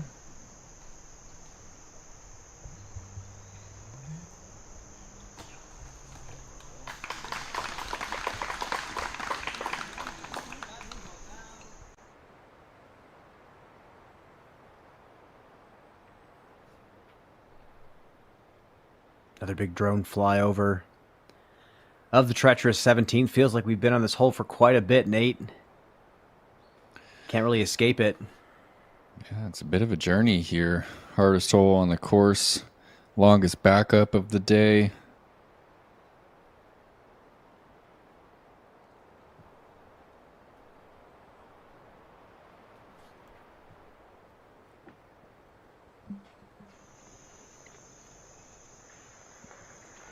Matteo for par.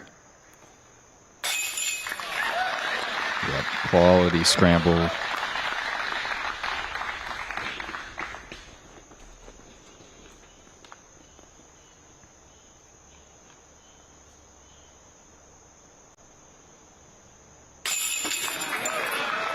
You know, Nate, I just had a thought.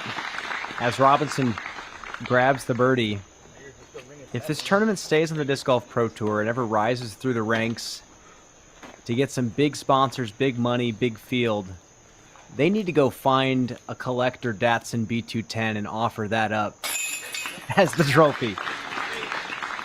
I love that idea. I have looked, and they are hard to come by. What do they cost them these days? Highly collectible, and they range depending on how fresh they are. But jumping ahead, one more hole remaining, Nate, hole number 18. Let's talk about it. Yeah, just 285, playing as a true island hole. If you do not stick this green, you're headed to the drop zone at the edge of circle 2 there. And the gap is maybe 8 feet across. And there's a series of them, so if you hit the early one... GT Hancock. Short side of the green. Spins it in. Wow, what a roller coaster. Back 9 for GT. Opting to walk that one all the way in. He is done.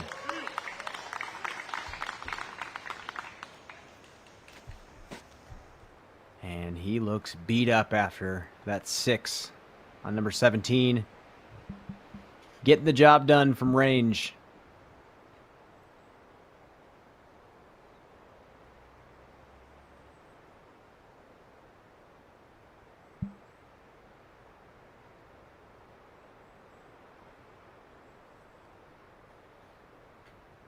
Zooming in on the green of number 18.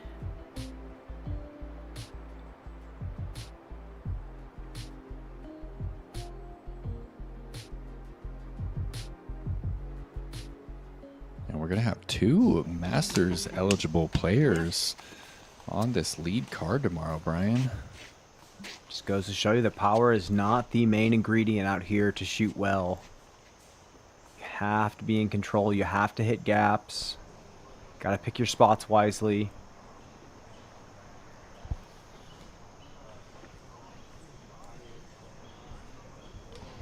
So pure. What a finish.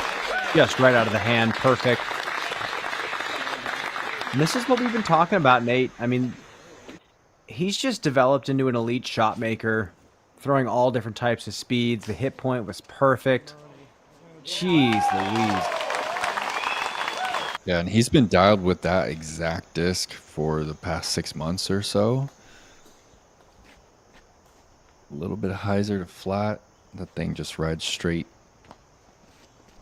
Matteo is going to send this just a little different. Annie to flat. Kind of filters through a bit on that left side, and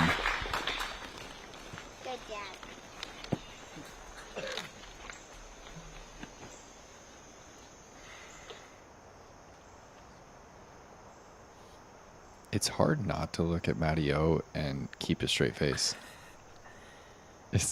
I crack a smile every time I see him. Love that guy.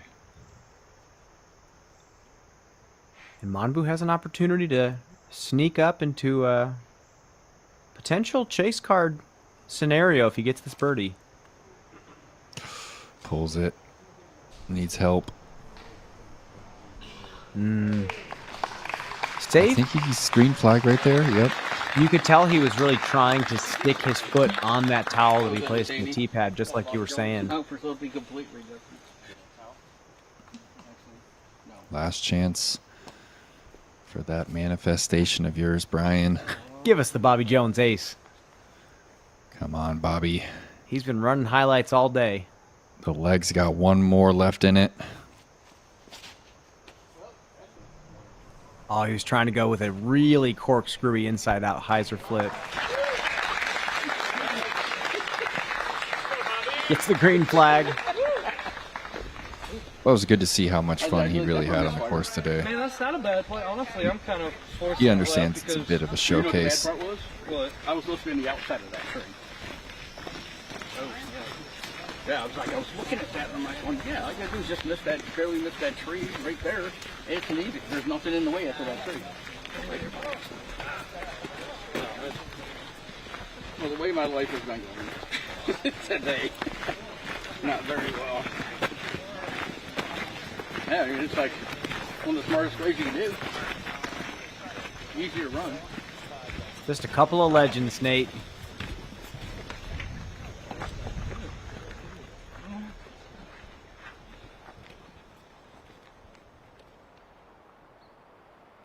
And as they approach the green of 18, I have to say, Parma showcased its teeth today. Both divisions. I am looking forward to moving day tomorrow.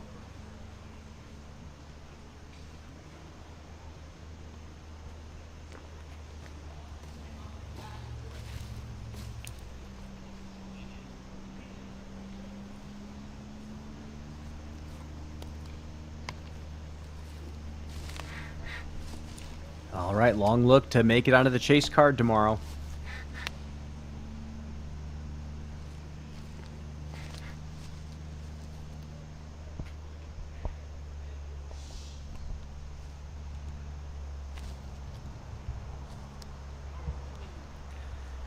Not going to happen. But from the way he started 3 under par, not too shabby. Yeah, he was definitely out of sync first 4 or 5 holes or so. Really good to see him play on camera again. It definitely was, Nate. I mean, I think there were some really nice moments of brilliance from him where he showcased how skilled he truly is. Still just struggling to put together the hot scores, so to speak.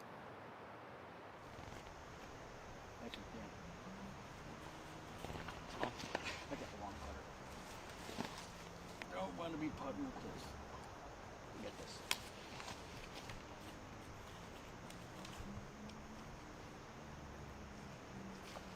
No, I missed it.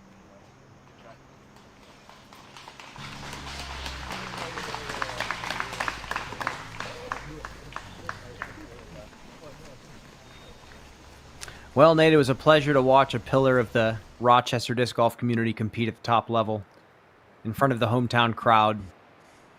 You can tell it definitely meant a lot to him to be able to do this. And now Matty O for birdie to go to 8.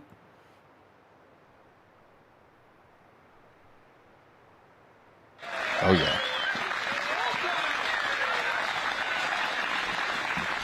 Not a lot of mistakes. Just two missed putts from, inside the circle. Yeah, I mean, he made the mistake on 9, which is a really tough par 3. Yep. And then kicked that middle tree on 7. Yeah. But he looked good. He was having a lot of fun, and it's going to be a battle. And Ezra seemed a bit frustrated with his play today, but he just stayed with it, and he's going to finish at 8 under par. Just one off Martin, tied with Matty O.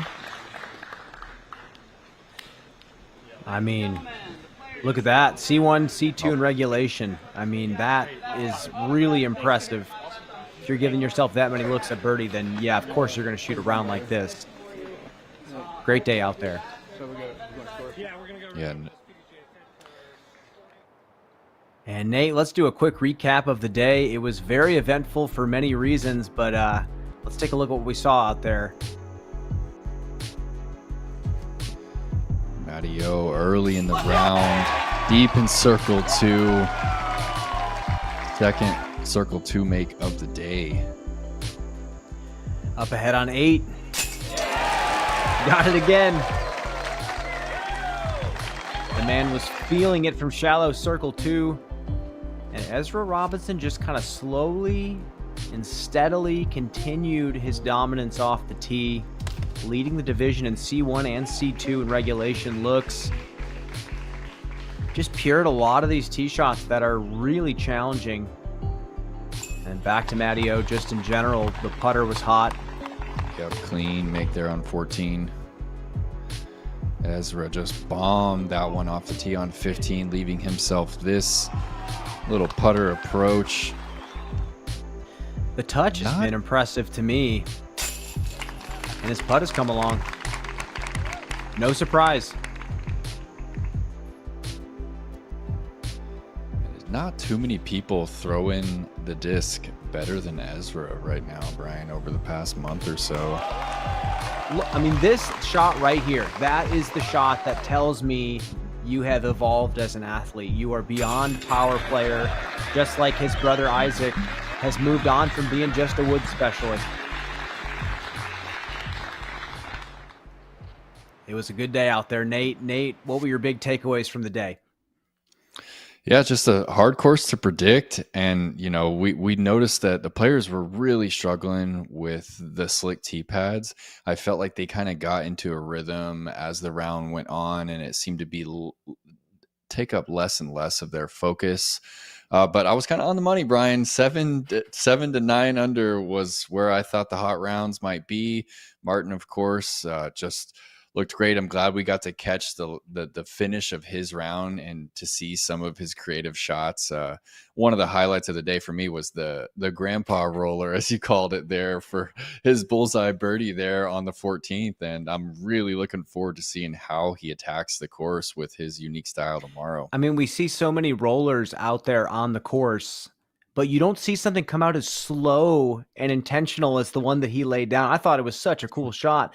And speaking of cool shots, we have the OTB after show and the OTB shot of the day coming up soon. We're going to take a quick break. We'll see you on the other side.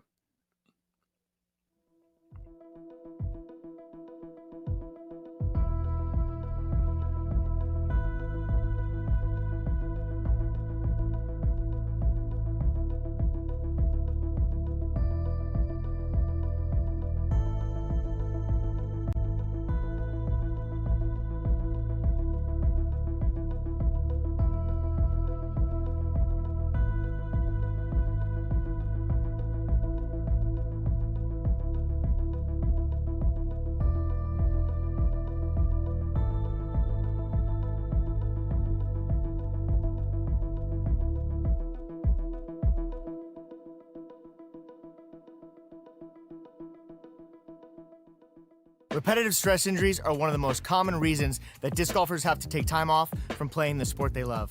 With the average disc golf bag weighing up to 25 pounds, this can add up to over 2,000 pounds of accumulated stress on your body during a single round.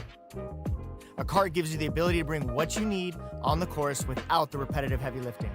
This reduces the number of stress points you experience during a round, keeping you at your best. One of my favorite memories growing up was a trip I took with my dad to Hawaii. We just got done with a round of disc golf and decided to listen to the Grateful Dead. Without saying anything, we both knew we needed to dance, and that's exactly what we did.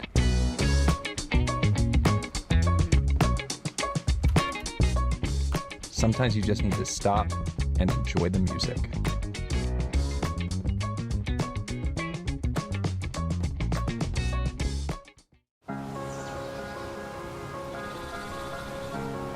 We are the Disc Golf Pro Tour. We exist not just in the throws and the putts, but in the hearts of those who make it possible.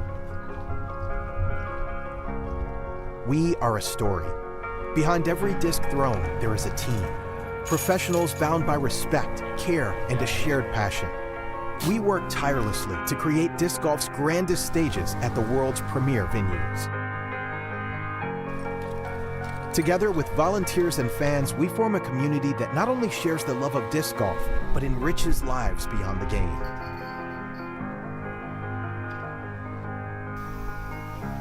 It's our goal to continually evolve professional rules, benchmarks, and experiences to ensure the highest level of play. Every competition and every throw is an invitation to a world-class experience. This is who we are. This is our story. Welcome to the Disc Golf Pro Tour.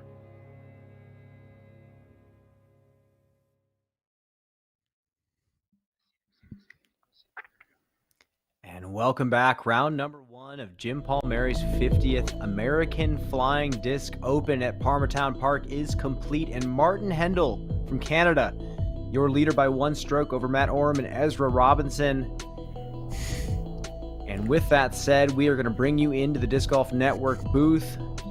Brian Earhart, joined by Nate Perkins one more time today for the OTB After Show and Shot of the Day. Nate, there was highlights left and right. I have one that really sits heavy on my heart. I believe the OTB Shot of the Day has to be the Grandpa Roller from Martin Hendel. That, to me, was the coolest shot of the day. What do you think?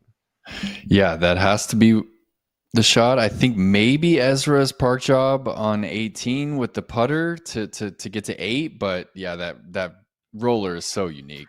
I will say second place has to be Ezra's shot on 18. That was flawless, but it's not often you see a roller thrown like that. We'll see. Maybe we'll be surprised.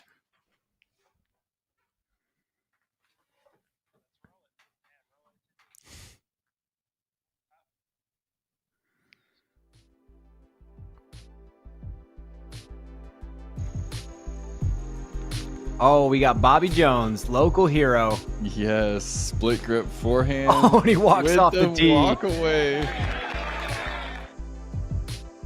That's cool. The forehand was deadly today from Bobby.